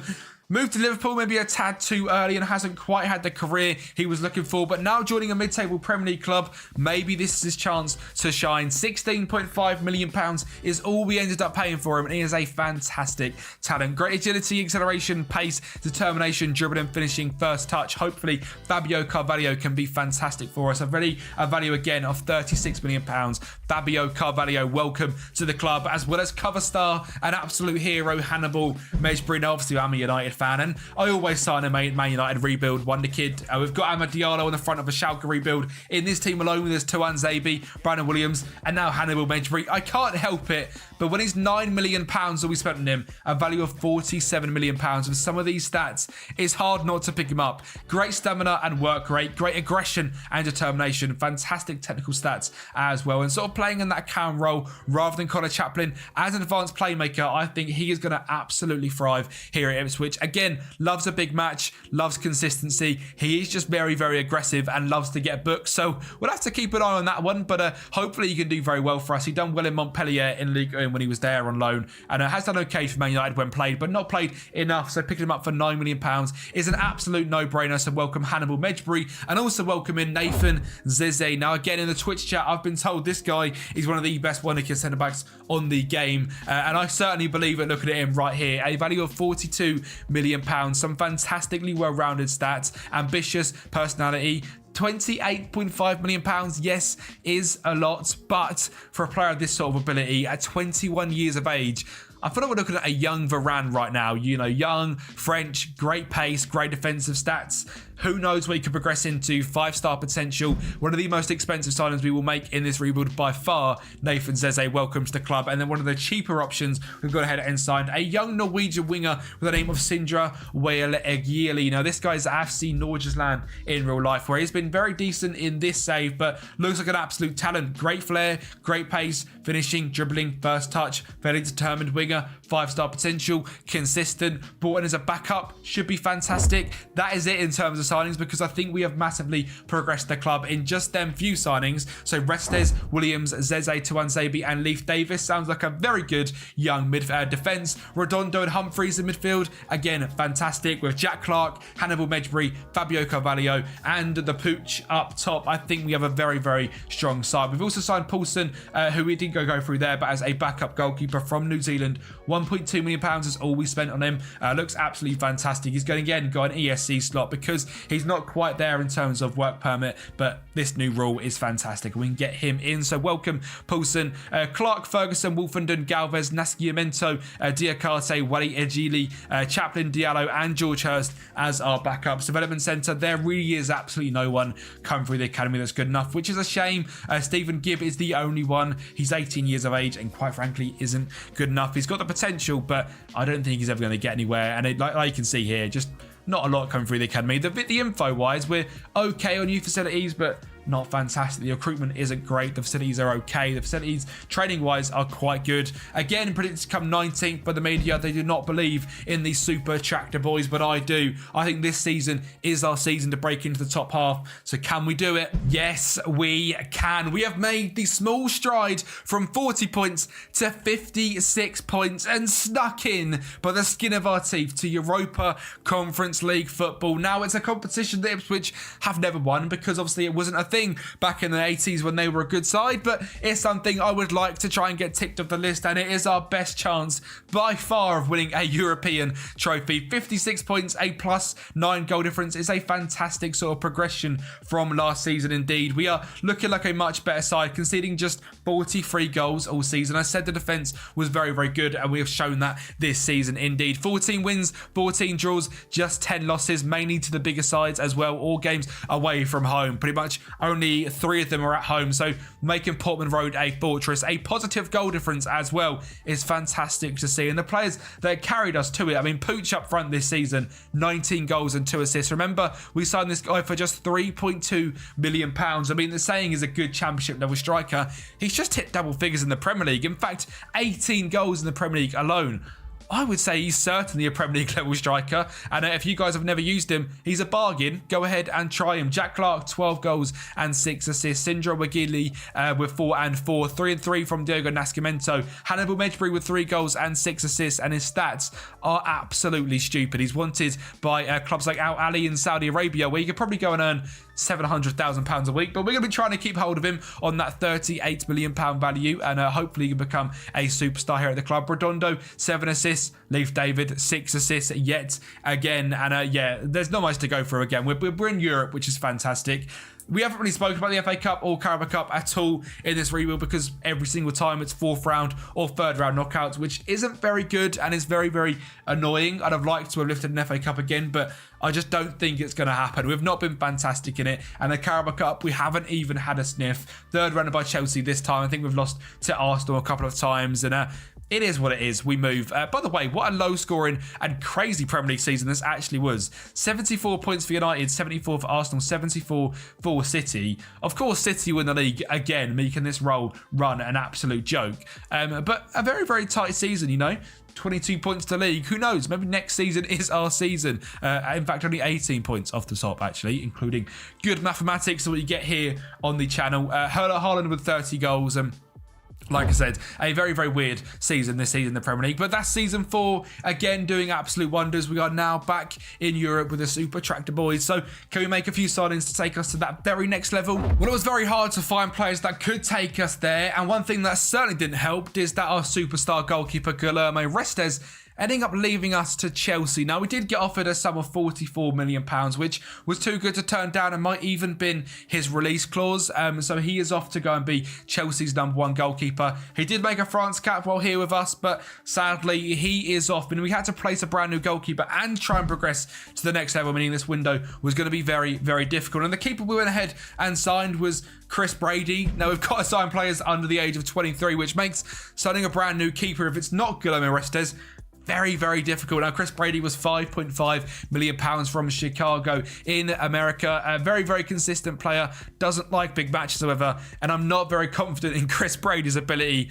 Hopefully he can prove me wrong, but yeah, it was all we could do. There was no one else coming through the academy, and I didn't want to bend the rules to get him in. So Chris Brady is in the club, and as his brand new centre back, Steve Ngakamu. This guy's 18 years of age, 5-star potential, signed from Nigeria. And with the scouting methods that I showed you earlier on, you can sign players like this. Like I said, from Nigeria, never would have found him without them scouting parameters, and he looks fantastic. 16 heading, 16 determination, 18 bravery, great speed, 6'1", barely determined centre back, is going to be an absolute superstar, just probably not in the next couple of years or here in this rebuild. But welcoming Steve Ngakamu as well. Striker to come in and sort of compete with Pooch, because George Hurst probably isn't quite good enough anymore, is Mihailo Sevatovic. Now, this guy is a Serbian international who I believe is at Sakarski in Serbia in real life. He's moved to Manchester City in our saved, and after one season of doing nothing in Denmark, his value went from £900,000 to 21 million, but his stats were too good to not go ahead and sign. 18 determination, 14 finishing, 13 dribbling, 13 first touch, great pace, great agility, and looked very, very good. I mean, it was a bit of a panic signing because I needed someone to rotate with Pooch, and I was worried Pooch wasn't going to be good enough in Europe. So Sevatovic, welcome to the club. Prince Anying is a brand new backup left back to Leif Davis, because Galvez, who we signed from City a few years ago for just £1 million, hasn't developed at all. So Prince Anying, £14 million, was listed for transfer, I believe. Consistent, loves a big match at Dortmund in real life, hasn't quite progressed as maybe they hoped he would on this game. So he's going to come in and hopefully be a superstar left back for us. And last signing, Hugo Sotelo, is a central midfielder to come in and add a bit more quality to the team. 20 determination, 16 technique, 16 vision, great pace, a very, very good playmaking ability player. Loves a big match, extremely consistent. Signed from Celta Vigo in Spain for £14 million. Can hopefully be very good for us. And if not, we'll become one of the best midfielders in the world, purely based off that 20 determination.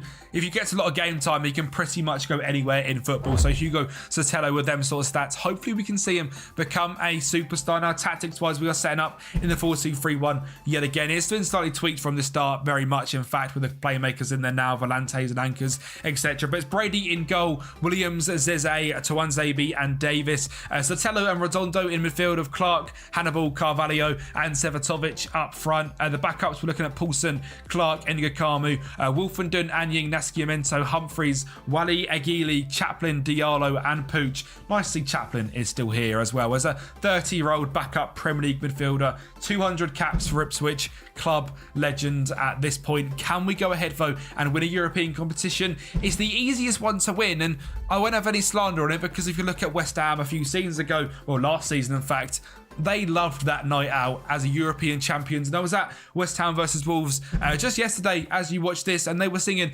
Champions of Europe. So we might as well bring that to the Super Ipswich Town, mightn't we? Yes, we shall. And it's going to be our superstar central defensive midfielder, Segundo Volante Redondo, popping up in the box 3 times to get us a hat-trick in the first half and a 3-1 victory here against Maccabi Tel Aviv. An absolutely outrageous strike from 25 yards out that time in the 17th minute makes it 2-0. Humphreys whips it in. Redondo is there to tap it home for a hat-trick in half hour in a European final. It's pretty ridiculous, and we have done the goal of making Ipswich European champions, and I'm very, very happy with how things have turned out, meaning Ipswich are in the Europa League next season, which is absolutely brilliant. And hopefully you guys on Patreon can pick it up and do much, much better than us. To mention the FA Cup again, 3rd rounded by Manchester United. We just get the worst draws possible, and it's very, very disappointing because the Carabao Cup, we actually ended up doing quite well and then lost to West Brom on penalties. It got all the way to the final to lose. Oh, they didn't. West Ham were to the final. I saw West, who lost to Liverpool in the semi-finals, which we probably would have done as well, to be honest. But we know actually a quarter-final run in the Carabao Cup is finally something that we can say we've done. And in the Premier League this season, a massive, massive fall off into 15th place. But European football was there. 37 points minus 23 goal difference isn't great. We lost our superstar goalkeeper, and we had a lot more games to go ahead and play. So we're safe, but a very, very poor 5th season in the Premier League. But you guys on Patreon are now in European football, in the Europa League, as European champions. The players that stood out this season, the front 4, were all fantastic. 12-8 from Jack Clark, 13-10 from Hannibal Mejbri, 10-4 for Fabio Carvalho, and 16-3 from Mihailo Sevatovic, and certainly was a better striker than the Pooch this season, who just scored 4 goals. George Hurst come off the bench once as well, which is great, and Sam Diallo, who we signed from Dynamo Kiev, has turned out very, very good. 24 games off the bench. Cameron Humphreys, 42 starts this season, 8 assists as well. And Leif Davis, no assists this season. Didn't hardly play a game. Very, very weird season, but Prince Anning looked to steal the limelight, as is Brandon Williams, who also played left back, and Harry Clark played right back. So a bit of rotation in this final season, but we've built Ipswich to European champions. Granted, it's the Conference League, but it's okay. We've done it. It's not the greatest rebuild in the world, but we've done it. We've made them European champions and 4 years safe in the Premier League. Now, if you do enjoy this rebuild, like I said at the start of the video, please make sure to subscribe to the channel. If you've not watched any other rebuilds on the channel, there was an Aston Villa rebuild just down there the other day, which I'm sure you absolutely love. Southampton look like they've been missing out on Premier League promotion this season and look set for another season in the Championship. So I thought it was the perfect time to give them a Football Manager rebuild, but it'll be too easy to just rebuild a fantastic club like Southampton to Premier League winners in 5 years. So I thought I'd add a big old twist, signing English players only and having a fully English team from the start of Season 1. So yes, everyone has got to leave. We have got to clear out the whole squad unless they are English. So let's get into this England-only Southampton rebuild. And as we look through that squad, this is going to be a very difficult task. Players like Bella Kotchap, Gavin Bazunu, Kamaldeen Suleimana, Jan Bednarek, Shay Charles, Carlos Alcaraz, Sekou Mara, Paul Onuachu have all got to leave the club. Unless you're English, you're gone. And we've already got a lot of money to spend in £33 million, which in the Championship is absolutely crazy. But selling all of them players as well, we're going to have so much money, and I'm very, very excited because this rebuild is unlike anything I've done before. Using a nation-only rebuild makes it 1,000 times harder. It means we can only scout English players. We cannot go ahead and sign anyone else. I'm very interested to see who we're going to be able to sign, how far we're going to be able to get as well, and I mean how well we can build this Southampton squad with no one unless they're English. I'm really excited, so let's get into these transfers. And well, it's taken me 2 months of Football Manager to get this team to where I want it to be, but everyone has left and everyone has come in and joined. The number 1 sale is Gavin Bazunu to VfB Stuttgart for £15 million. Suleimana left to Wolves for £13 million. Jan Bednarek to Atletico Madrid for £10 million. Juan Larios to PSG for £8.5 million. Romain Perrault left to Werder Bremen for £15 million. Joel Aribo to Al Shabab for £7.5 million. Paul Onuachu for £9 million to Mainz. Shay Charles to Al Shabab for 6. Lyancho left to Real San Sebastian for 5.5. Coletta Carr left to Lyon for 3.1, and Will Smallbone left to Como for £850,000, and we raised £83 million. Now, we are not going to be able to spend all that money right away, do not get me wrong, but we are going to spend a hell of a lot of it. £13.5 million has gone on Hayden Hackney, a fantastic young English central defence midfielder from Middlesbrough. Joel Geldhart has come in, a wonder kid striker from Leeds, for £13 million. Morgan Whittaker, one of the best young wingers for Plymouth, for £12 million. Jay Stansfield, on loan at Birmingham, looks absolutely fantastic in the Championship. £10 million signed from Fulham. I'm very excited to see how he can develop. Flynn Downs signed from West Ham for £7.75 million. Joe Rothwell from Bournemouth was transfer listed for 6.5, an absolute bargain, as is Mason Holgate, signed for Everton for £3.5 million.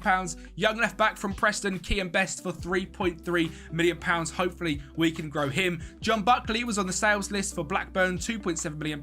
Jamie Cumming is our brand new #1 goalkeeper. Yes, a massive downgrade from Gavin Bazunu, but finding young English goalkeepers that are willing to come to us was very difficult, so we signed him for £1.6 million. Reece Williams was transfer listed by Liverpool for £130,000, and which seems like a fantastic deal to bring in. Max Lowe has been released from Sheffield United, I believe. That is a free transfer. Jamal Lewis released from Newcastle, also a very good backup centre-back. And Brandon Williams, a lot of Championship experience, released from Manchester United, joins us here at Southampton, and now the team looks completely different. We can go through the squad view, and everyone here is English. We have done a fantastic job of clearing out this club, and we've got some very exciting wonder kids here as well. #1 in goal, Jamie Cumming. Cole Walker-Peters, Mason Holgate, Jack Stevens, Brandon Williams make up the back line, with Joe Rothwell and Hayden Hackney in central defensive midfield, Morgan Whittaker on the right wing, Jay Stansfield playing in cam, Samuel Adozie on the left wing, and Adam Armstrong up front. Alex McCarthy, James Bree, Jamal Lascelles, Reece Williams, Max Lowe, John Buckley, Flynn Downs, Kean Best, James Dibbling, James Martin, Tyler Dibley, and Joe Geldhart make up the bench. And there is one more player which I need to go ahead and mention. We have loaned him out this season to go ahead and get some vital League One experience, and that is Sam Amo Ameua. This guy is going to turn into one of the best wingers and strikers you will ever see on Foot Manager, and I've never seen him before. In the next 5 years, he is going to become an absolute superstar, so make sure you lock in, see how Sam turns out, and on your saves, let me know what he looks like in 5 years as well, because I have never seen this guy in my life. I do so many rebuilds a week. I play Football Manager all the time. I have 2,000 hours this year. I've never seen Sam turn into an absolute superstar like he is going to in this rebuild, so I'm excited to see what he can go ahead and do. I think the team is actually very good given what we started at and what we have now. I think we've made massive improvements. We are predicted to come 4th this season. Crystal Palace, relegated from the Premier League, are predicted 1st. Sheffield United and Luton just above us, with Ipswich also in 2nd place as well. Not getting promoted, it was Norwich, Leicester and Leeds, so a little bit of a different one. Imagine Ipswich loses to Norwich in the final in the playoffs. Wouldn't that be quite funny? I think it would be. Let's get into this first season in the Championship. Well, my, we got off to an absolutely banging start. A 3-1 victory against West Brom, beating Swansea, Lincoln, Watford, Palace, Coventry, Millwall, Birmingham, Luton, Cardiff, drawing to Stoke, beating Ipswich, beating Bristol, beating Huddersfield. We were unbeaten until the end of October, with a whole host of victories and just one draw. A simply fantastic start to the season. We ended up losing to Sheffield Wednesday and Hull in back-to-back games, but then turned that form right around. Victories against Middlesbrough, Rotherham, draw against Derby, beating Sunderland, drawing to QPR, beating Sheffield United, beating Port Vale, losing to Sunderland, and beating Luton. And the first half of the season was in the books, and we were absolutely fantastic. And it was actually Joe Geldhart which impressed me the most in this first half of the season, with 10 goals and a couple of assists to go against his name as well. He was simply fantastic, and he was only meant to be a backup to Adam Armstrong, who, by the way, in the second half of the season is also absolutely fantastic as we keep on our brilliant form, beating Cardiff, losing to Ipswich, but then going on one of them ridiculous runs again. A 3-0 victory against Stoke, beating Bristol, 6-0 against Huddersfield, drawing to Palace, beating Coventry, beating Millwall, beating Birmingham, 5-1 against Sheffield Wednesday. We lost 3-0 to Hull, beating Middlesbrough, beating Rotherham, losing to Swansea, beating West Brom, beating Watford, beating Lincoln, beating QPR,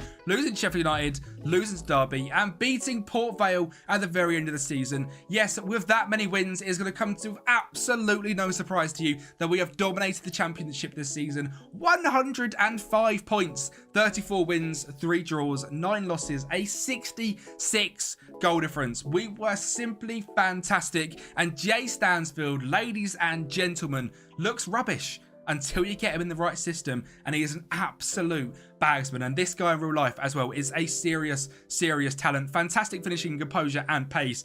5'11", is a championship bagsman. I'm very excited to see if he can make the step up to the Premier League. I think he can, but we shall see. He is wanted by Luton, but old Jay is going to be staying with us. That is for sure. In terms of team overview, we scored 113 goals. Middlesbrough close behind us in second on 107, and Crystal Palace on 105 in third. Also just missing out on promotion, which is absolutely gutting for Palace. In terms of goals conceded, it was 6 behind Luton, so maybe need to shore up that defence just a little bit. And possession-wise, we're nowhere to be seen. Could I care less? Not at all. We dominated the season, fantastic in points per game, lots of goals scored, and the data hub is just absolutely stunning. 2.46 goals scored per game, 1.02 conceded per game. A brilliant season, this one. Absolutely smashing the championship like no one else. Jay Stansfield's 27 goals, 9 assists. Samuel Dozie, a real breakout year for him, 17 and 9. Adam Armstrong, 16 and 18. Simply brilliant. I did not expect him to be this good. Joe Goldhart finished on 13 and 3. Morgan Whittaker 12 and 7 with a 7.36 average rating and the highest out of the whole squad. What a signing for just £12 million. Cole Peters 6 and 13, 5 and 9 for youngster James Martin as well in 21 starts and 21 off the bench. Can he become a superstar for us? Max Lowe was brilliant, as was Brandon Williams, sharing that left back role. And of course, we need to mention the superstar out on loan, Sam Amo Amewe, who had 47 games in League One, 7 goals and 2 assists. His stats have already started to progress. He is now a championship level player, and he's going to be chucked right in next season into the Premier League, as that is his potential, and trust me, he can get there. He is an absolute superstar. We've also got lots of money to go and spend, 46 million and £300,000 in wage budget, and a few players as well which we couldn't sell end up going on loan who need to be sold this summer. Armel Bella-Kotchap, Che Adams and Carlos Alcaraz. The rest of the squad is completely English. If we look for the under-21s, I think there might be a few players here. A Nigerian in Prince Will Ebenasham, he needs to probably go this season. The whole English is here. And under 18s, I haven't worried about too much because they're never going to get any game time. I mean, to be fair, there's no one here that even worries me that much anyway. We have obviously got a very good youth system here, but sadly, someone like Abdul Samara from Sierra Leone cannot make the team because he is an English, which makes it so difficult to develop players, and that's what Southampton are very good at as well. In terms of this club info screen, 4.5 star in training facilities, 4-star youth facilities, and 3.5-star youth recruitment. They're a fantastic club for developing players. We just need to make sure they're English because this rebuild is going to be very tough otherwise. Let's get into the transfers for season 2 and our first in the Premier League. Before we do get into that though, if I can say a massive thank you to the legends over on Patreon. On screen right now, you are quite literally helping change my life. I hope you can see from the videos, the editing has stepped up, the quality of the whole mic system, the lighting, everything that is paid for by you legends over on Patreon. You helping out support the channel is absolutely massive. So a massive thank you to everyone on the screen right now. If you do want to play any of these saves and you want to pick up this Southampton save at any point, feel free to message me on Patreon and I can send it over. It is £5 a month and it helps me out absolutely massively and helps the channel grow to, lengths that I couldn't even imagine a year ago. So a massive thank you. Let's get into these signings for season 2. Right then, outgoings wise, Armel Bella-Kotchap finally left for £10 million to Freiburg. Carlos Alcaraz left to Parma for 8.75 million. Joe Rothwell left to Hertha for 7.75, so we made £1 million profit on him. James Bree also going to Hertha for £2.1 million, and Flynn Downs we sold to Al Ali for £12.75 million. Some decent outgoings, but we've got some fantastic incomings on our way, and number 1 is free agent signing Tommy Doyle from Manchester City. This guy can grow into one of the best centre English defensive midfielders on the game, so I'm very excited to see what he can do. Daniel Amaso was transfer listed by Porto, so we brought him in for £11 million, bringing him back to England after being out over in Portugal. He was a wonder kid for the Reading Academy and looked absolutely brilliant. Lloyd Kelly has been brought in for Bournemouth for £17 million. Kanayo Megwa from Hibernian for £450,000. Dean Henderson is our brand new number one. Finally a starting spot for Dean Henderson in the Premier League for £10 million.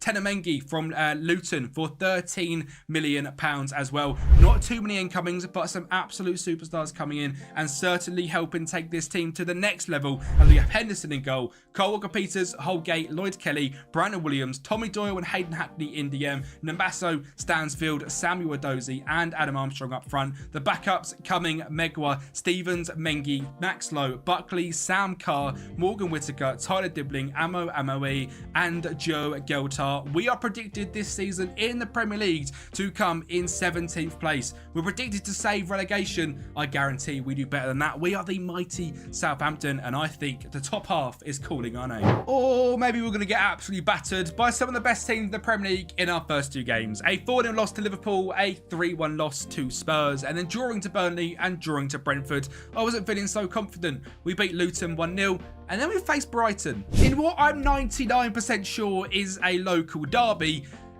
We absolutely battered them. Adam Armstrong got us off to a fantastic start in just 9 minutes before Daniel Namaso controls this one on the edge of the box, finds Tenor Mengi, he finds Hayden Hackney and he pokes it past Semi Urkan in goal to make it 2-0.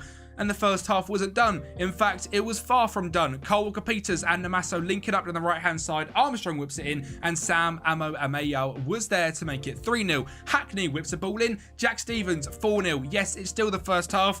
And yes, it's still the first half. Tenor Mengi and Cole Walker-Peters linking up down the right-hand side. He finds Adam Armstrong, and that's 5-0 in the first half here at home against Brighton. A ball at the back stick. Mengi doesn't quite win it. It drops to Jay Stansfield. He drives down the left-hand side. He finds Adam Armstrong to make it 6-0. And yes, we're going to get a seventh goal in a local derby in the 82nd minute. Max Lowe down the left-hand side finds Tyler Dibbling, a wonder kid through the Southampton Academy, to make things even better. A 7-0 battering against league rivals Brighton. And that kick-started a wonderful October as well. A draw against Middlesbrough, victories against Manchester United and Everton. We lost to Arsenal, but we beat Fulham and Chelsea. Lost to Forest, beat West Ham, beat Newcastle, beat Villa. Lost to Leeds, beat Leicester, lost to Manchester City. And the first half of the season was actually better than I expected. More wins than losses and performing at a particularly high level. And the second half of the season, well, we were only going to get better. We beat Spurs this time out. We did lose to Liverpool. We still draw to Burnley and we still lose to Brentford. But we beat Luton. We lose to Brighton this time 3-0.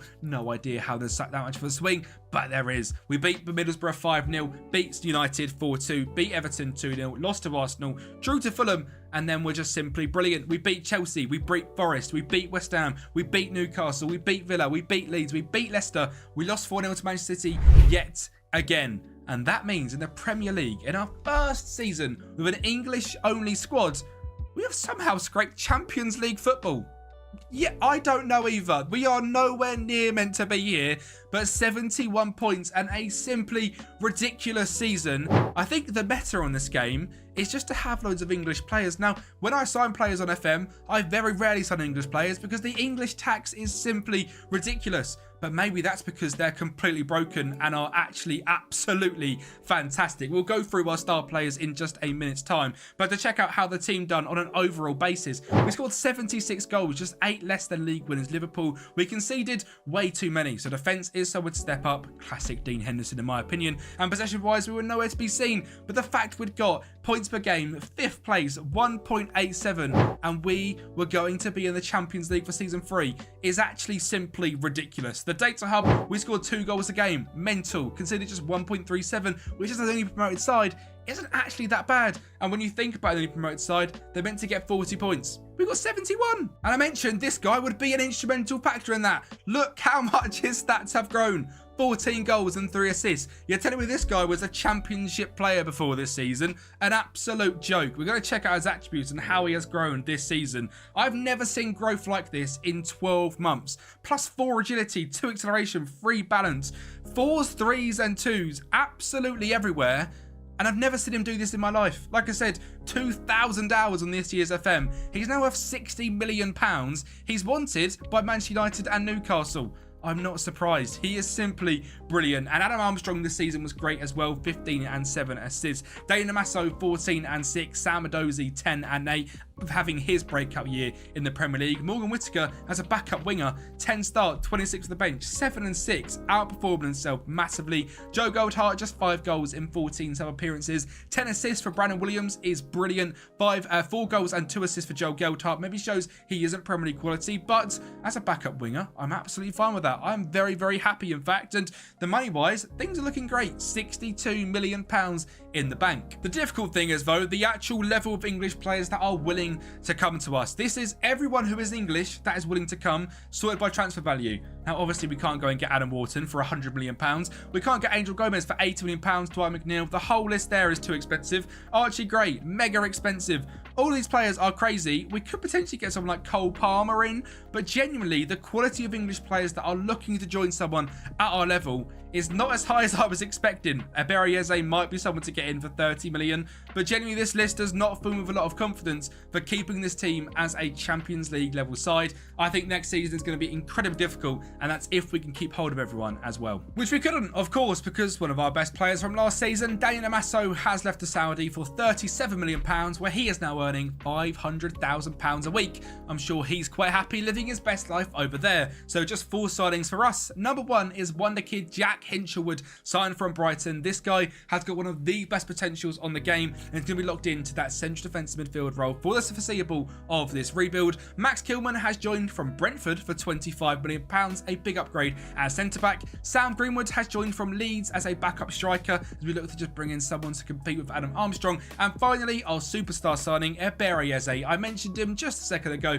He is now at Southampton. £31 million, an absolute steal for one of the best, most exciting central attack midfielders in the Premier League. And if he can't get caps for England in the national team, well, he can get caps for England FC here. You can see we have locked in Jack Hinchelwood in DM. And when sorting the team by best 11, we have Henderson in goal, Kyle Walker-Peters, Mengi, Lloyd Kelly, Brandon Williams, Tommy Doyle, Jack Hinchelwood, Morgan Whittaker, Eberieze, Sam Edozie, and Big Sam goes in up front. Absolutely mental. We're going to keep a track on how he does. We have already played 1 game in the season. I think we should stop the count here. We won it 4-0 as well in an absolute, well, 5-1, sorry, an absolute battering against Crystal Palace. Now, I want to say I've got a brand new editor for this video. He's a Crystal Palace fan. I've just stolen his favourite player and I've just beat his home team 5-1. Big apologies, but we have gone ahead and battered them, and it's time to get into the transfer, the results of season number 3. And well, after that 5-1 battering of Crystal Palace, we went ahead and drew to West Ham and lost to Aston Villa. We did beat Brighton 2-1 and then lost to Liverpool and Chelsea in September, while beating Nottingham Forest, and then went unbeaten in October, which sounds impressive, but when you think we beat Man City 3-1, beat Arsenal 2-0, beat Spurs 1-0, that's even more impressive. A fantastic October, a decent November as well, drawing to Luton, drawing to Brentford, but beating Newcastle meant we were 6 games unbeaten, and that run carries on to 11. Sadly, with 3 draws against Bournemouth, Leicester and Leeds, but beating Chelsea and Wolves before losing to Everton and drawing to Manchester United. But the first half of the season had gone very well. And again, we've got to shout out a man like Sam, because he has been absolutely brilliant. 16 dribbling, fantastic speed, fantastic finishing and composure. This guy can play on the left wing, or he can be a bagsman striker, and he has showed that in the first half of this season. And when he helped us win the game against West Ham to kick off January, but he didn't help us too much in 3 games without a win, drawing to Palace 0-0, losing to Brighton and losing to Nottingham Forest. We battered Liverpool 4-1 and then lost to Manchester City and Aston Villa, drew to Luton, beat Arsenal, lost to Spurs, beat Brentford, drew to Bournemouth, lost to Leicester, beat Newcastle, drew to Leeds, drew to Wolves, beat Everton and lost to Manchester United on the final day of the season. You can probably guess we didn't retain that top 5 in the Premier League, but I'll show you that league table in just a minute. Because for the first time, I'm going to touch on the FA Cup, because finally there is something to actually talk about. We beat Norwich 2-0 in the 3rd round. We beat Liverpool 2-1 in the 4th round. We beat Leeds 3-0 in the 5th round, and had Everton in the quarterfinals, where we sadly lost 3-2. But it's the first time we've not got knocked out in the first couple of rounds in the FA Cup, which is absolutely brilliant, and it's about time I actually managed to show you the world's oldest competition, and it's the one that I'm looking to win as well, because out of anything, if you're going to be doing an England only rebuild, I think that's the best one to try and win. We have beat Newport County in the 3rd round of the Carabao Cup, but lost to Liverpool in the 4th round of the Carabao, so not too much to shout home about there. But the Champions League we also had this season, and we started it with back-to-back wins against Shakhtar and Besiktas, lost to PSG and Arsenal, but then won every other game. Maccabi Tel Aviv 2-0, Club Brugge 1-0, Borussia Dortmund 3-0 with goals from Berriese, Sam Greenwood and Jay Stansfield, beat Napoli 2-0, and they set up the league phase to finish in 6th place, which means we skip the whole league, knockout playoff round malarkey, and we go straight into the round of 16 where we faced up against Besiktas yet again, and winning our first game in a European knockout in a very long time for Southampton. We go away to Turkey and away to Besiktas, and within just 12 minutes we settled the nerves with a fantastic finish from Tena Mengi. Armstrong then finds Mengi yet again to find Armstrong. He gets it in to Sam in the middle, and he makes it 2-0 in 25 minutes. Tommy Doyle finds a backstick cross, it gets headed out, it drops to Kelly, it drops to Armstrong, and Sam Greenwood's there to make it 3-0, and just 5 minutes from the end we're going to go ahead and get a 4th and secure ourselves a quarter-final spot. A good finish from Hayden Hackney makes it 4-0 in the first leg, and that was away from home. We did lose 1-0 at home, but that doesn't matter because we are into the quarterfinals and we have Copenhagen up next. And we kick things off here at the St Mary's. Armstrong down the right-hand side finds Berriese. He finds Armstrong. He finds Sam in the middle, and it makes it 1-0 in 70 minutes. But that was actually the only golden light of this whole tie. Elias on the left-hand side for Copenhagen makes it 1-0 in 63 minutes. And then a ball in from Melling into... Konocchia. I think it's Konocchia makes it 2-1 to Copenhagen, and that was at the home leg. So we went away from home to the Parken in Denmark. Things didn't go very well here either. There was a quick fire double. Elianusi find Konocchia to find Oskarsson in the 39th minute before Deeks on the right hand side gets down the byline. He's going to go ahead, beat his man, whip it in, and Oskarsson for 2 goals in 1 minute and 30 seconds makes Copenhagen 4-1 leaders in aggregate in this one, and it was too much to come back from. Jay Stansfield does find a ball through to Berriese, who does score an absolute screamer to make it 2-1. 4-2 aggregate. We've lost to Copenhagen. That's really disappointing. I expected the semi-finals when we got drawn against Copenhagen, but sadly not. We could have actually had a very good run in the Champions League, but that is not meant to be, and it actually means we don't have European football at all for season 3, as we have finished out in 9th place in the Premier League. Now, I did mention that first season was absolutely ridiculous, and I did not expect to have that at all. I'm actually happy with finishing 9th in season 3 of this rebuild. It just looks a bit worse because season 2 we absolutely smashed it. So it means season 4 we've got to go ahead and get back into Europe, preferably something we can win. The Europa League looks absolutely fantastic, and in season 5 we go for the league. We have got some decent money again to go and spend, £73 million. Not a lot of wage budget, to be honest. That's absolutely fine. In terms of financing the club, if you are interested, running an English only team is very expensive in wages, very expensive in transfers, but because we're a very well run club, we have got £175 million in the bank. So let's get into season number 4's transfers. No outgoings at all this time, straight into the incomings. Another one is Callum Doyle from Manchester City for £15.75 million. Our first wonder-kid Regent has been signed from Derby for £8 million. He looks like a very good young centre-back / right-back with decent potential, and I thought I'd try and find someone good to come in that no one heard of. Roel Walters comes in from Arsenal, £2.3 million. Cameron Archer comes in from West Ham to be our brand new striker and move Sam out to the wings. And that's because this guy cost us £6.75 million. He's consistent. He doesn't like big matches, but 16 finishing, 16 composure, and 16 acceleration. In this system, with an advanced forward, maybe we can get him ticking and becoming a superstar striker. And our final signing, a big money one, £39 million. One of the best young English centre-backs in the Premier League is Jared Bramthwaite. Nicked away from Everton. Fantastic bravery, jumping reach, heading, marking, and tackling. Had a big boost on the winter update of Football Manager, and he makes a massive difference to this Southampton side, which now looks like Henderson in goal, Walker Peters, Bramthwaite, and Lloyd Kelly with Brandon Williams at the back. Hinshelwood developed very well last season alongside Tommy Doyle, with Sam Adozie, Berriese, Sam, and Cameron Archer as our front 5. Samura is a wonder-kid goalkeeper that has developed to being a very good player. I think this was the guy that actually started off with Sierra Leone nationality. I think it was, but he's developed into being English, which is absolutely brilliant. So a 5-star wonder-kid goalkeeper through the academy. Big up Southampton. Will Walters, Telemengi, Callum Doyle and Kean Best, with Hayden Hackney and Rory Evans as our DMs.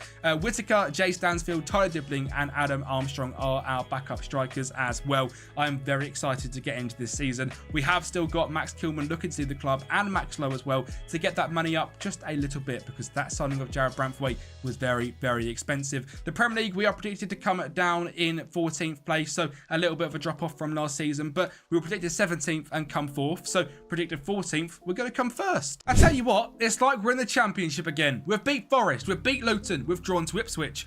They're all Championship scenes, right? We've beat Brighton, drawn to Leeds, drawn to Brentford, beat West Ham, drawn to Arsenal, and beat Manchester City. That means we have just gone 9 games unbeaten to kick off the Premier League table. We're then going to go 4 games without getting a win, losing to Villa, drawing to Newcastle, drawing to Burnley, and drawing to Chelsea, drawing to Leicester, beating Hull, and losing to Spurs, United, Liverpool, and beating Everton. A very topsy-turvy start to the season, but much better than I expected.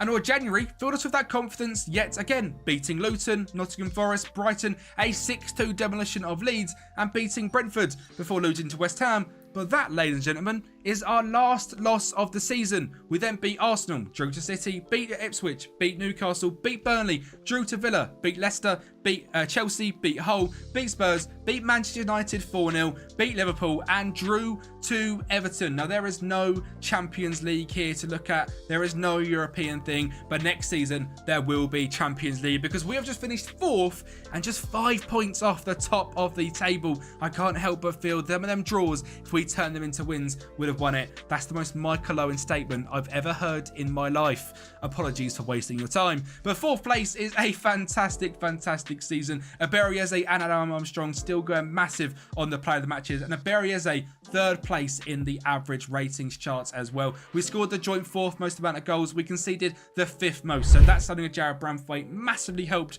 the team and was a massive, massive appointment to get in at centre back. But it's time to look at the cup competitions.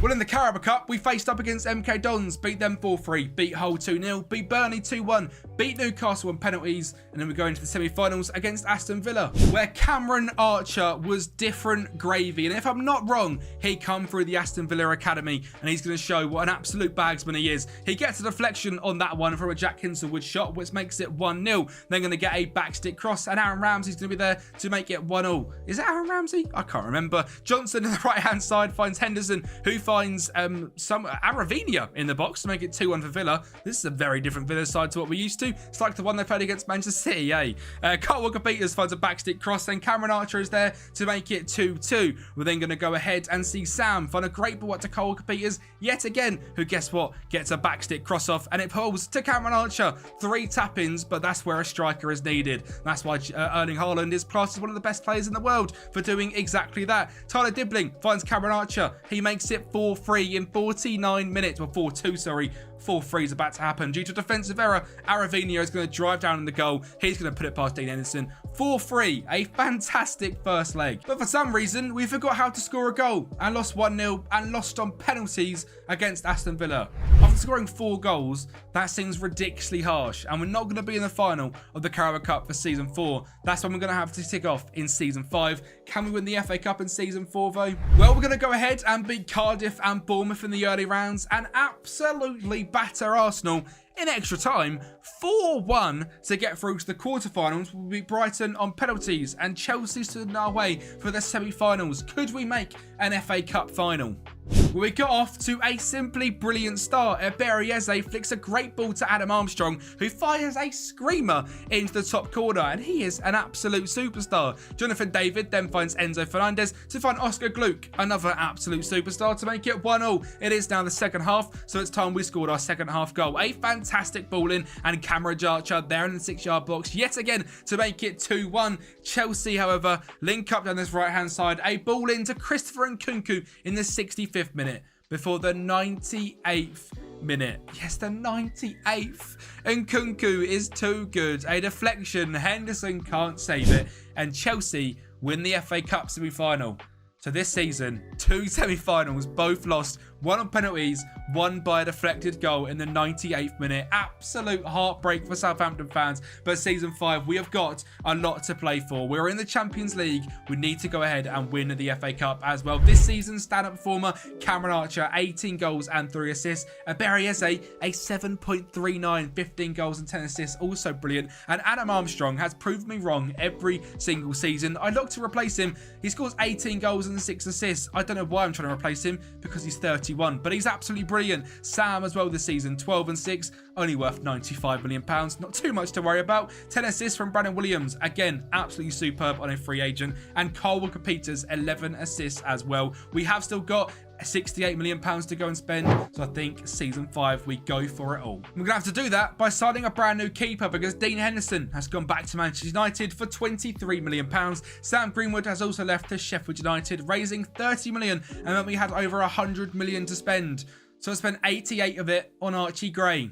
Yes, it's absolutely ridiculous. Yes, this rebuild has absolutely no boundaries. No, it's not realistic. Yes, Archie Gray is going to dominate midfield with Jack Hinchelwood here at Southampton. I'm very, very excited to see what they can do together. James Trafford then come in from West Ham for £32.5 million as well. A fantastic signing to replace Dean Henderson. And Tino Livramento, signed from Manchester City, of all teams, for just £28 million, comes in to replace a sold Kyle Walker-Peters, which means our squad is not only looking better, but also younger and better for the future. James Trafford in goal, Livramento, Branthwaite, Callum Doyle and Brandon Williams as our back five, Archie Gray and Tommy Doyle / Jack Hinchelwood in DM, with Sam Edozie, Barry Eze, our superstar, Big Sam, and Cameron Archer, with Samura in goal, Will Walters, Mengi, Lloyd Kelly, Sarkodie, Hackney, Hinchelwood, Whittaker, Stansfield, Dibbling, Armstrong, Mega Homer, Ryan Evans, James Martin, Adam Lee, so many other players here as well. And like I said, Cole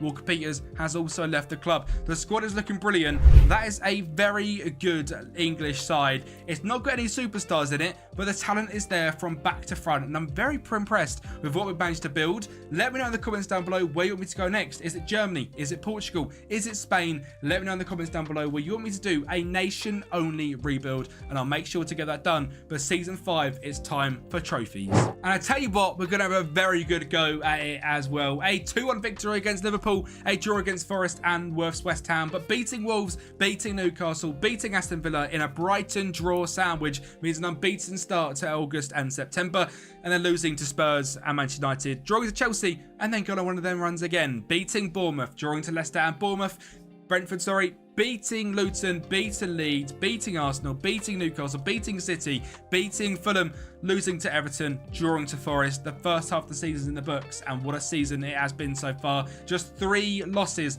to kick off the start of the league. And while January had only 2 games, a loss to Liverpool and a win against Brighton, we then beat Villa 2-0, beat Wolves 5-0 and Spurs 2-0, lost to West Ham and Manchester United 3-2 and 2-0, then beat Chelsea, beat Bournemouth and beat Leicester 4-2, lost 4-1 to Brentford, drew to Luton, beat Leeds, drew to Arsenal, beat City 3-0, who by the way have fallen off, drawn to Fulham and beat Everton. I am going to show you the table nice and early because I'm a nice guy and because realistically we couldn't catch Manchester United. 92 points, an unbelievable season for Manchester United, so we couldn't win the Premier League with 5 seasons of signing only English players going from the Championship. So that's the goal in another nation to certainly try and win the main division. Rasmus Højlund, 25 goals, Alejandro Garnacho, 15 assists. As a United fan, I'm a big old fan and I'll take it all day long. I couldn't care less about the Southampton rebuild if them two are smashing it like that. But it's time to check up on the oldest competition in English history. Well, in the very first leg, we had to scrape through a replay against Sunderland to beat them 2-1. West Brom got dispatched of 4-1. We beat Newcastle 4-2, beat Norwich 3-0, and the semi-finals are here already. We only had to face Nottingham Forest and we beat them 4-2, setting up a final against Liverpool, where surely we can finally lift our second trophy of the rebuild, the Championship, and hopefully the FA Cup. But a fantastic free kick from Barry Eze got us to a great start before Vinicius Jr. puts it 1-1. Well, in the 80th minute, we had our own superstars. Tino Livramento drives down the line, finds a Barry Eze to make it 2-1. But of course, the magic of the FA Cup, they say. the 95th minute classic Liverpool way over injury time goal as Castro puts it past James Trafford, who by the way is also injured, to make it 2-2. But in the 116th minute, we had our FA Cup magic of our own, and it's Morgan Whittaker, the signing from Plymouth at the very start of this rebuild, who scores and makes Southampton FA Cup winners, 3-2 victors, and we have lifted the oldest trophy in the history of football and the oldest trophy in England as well. And I'm very happy to say that is the biggest trophy we have ticked off this season. The Carabao Cup, we got fourth rounded by West Ham, so sadly nothing coming out of this one. And the Champions League, as much as I'd love to drag it on and, you know, tease you all with how we done, we got knocked out in the quarterfinals by Inter Milan, sadly, but we're never going to go ahead and win that one. It's a bit disappointing. We never managed to play in the Conference League or the Europa League, because based on how we performed in the Champions League, I think we easily could have gone ahead and won one of them competitions. I mean, in the league phase this time, we finished in the top 8 yet again. We'd have probably won the Europa League in terms of the league phase and the Conference League this season. Same for season 3, I imagine, as well, because we were brilliant in both of them in Europe, and I think we'd have done the exact same there as well. Our standout performers, and there is someone to certainly go through. So Adam Armstrong, 19-8 at 32 years of age. He's only a 2-star player. That's why you don't need to look at star ratings too much. Apparently, he's just a good championship player.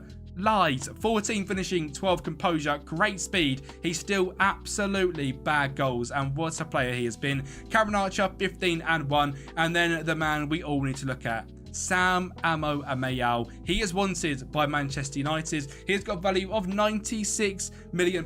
He has got 12 caps for England and 5 goals. And as mentioned, I have never seen him before on FM, and he is absolutely fantastic. So I'm going to be keeping a big old eye out on how he develops on future saves, and make sure you look at him on your save as well to show his progress throughout this whole entire rebuild. Looking at these all-time attributes, it's simply ridiculous. I have never seen a player grow this much, especially when I've never actually heard of them and never seen him on the game. An absolute superstar who you guys need to be going out and checking up on. Aberieze, brilliant, 14 goals and 15 assists. Sam Adozie, 11-9, another one who is rather expensive, but he has developed very well as well. A shame to see he hasn't the cap for England, but he deserves it because he's been absolutely brilliant. I do want to check, have we got anyone else in this team? Sam Amaye and James Trafford. A massive dub for Southampton. I hope you have enjoyed this England-only Southampton rebuild. Make sure you like the video, subscribe to the channel. YouTube recommends you watch that one. I recommend you watch that one. And also hit that button just up there, subscribe to the channel, and I'll speak to you next time.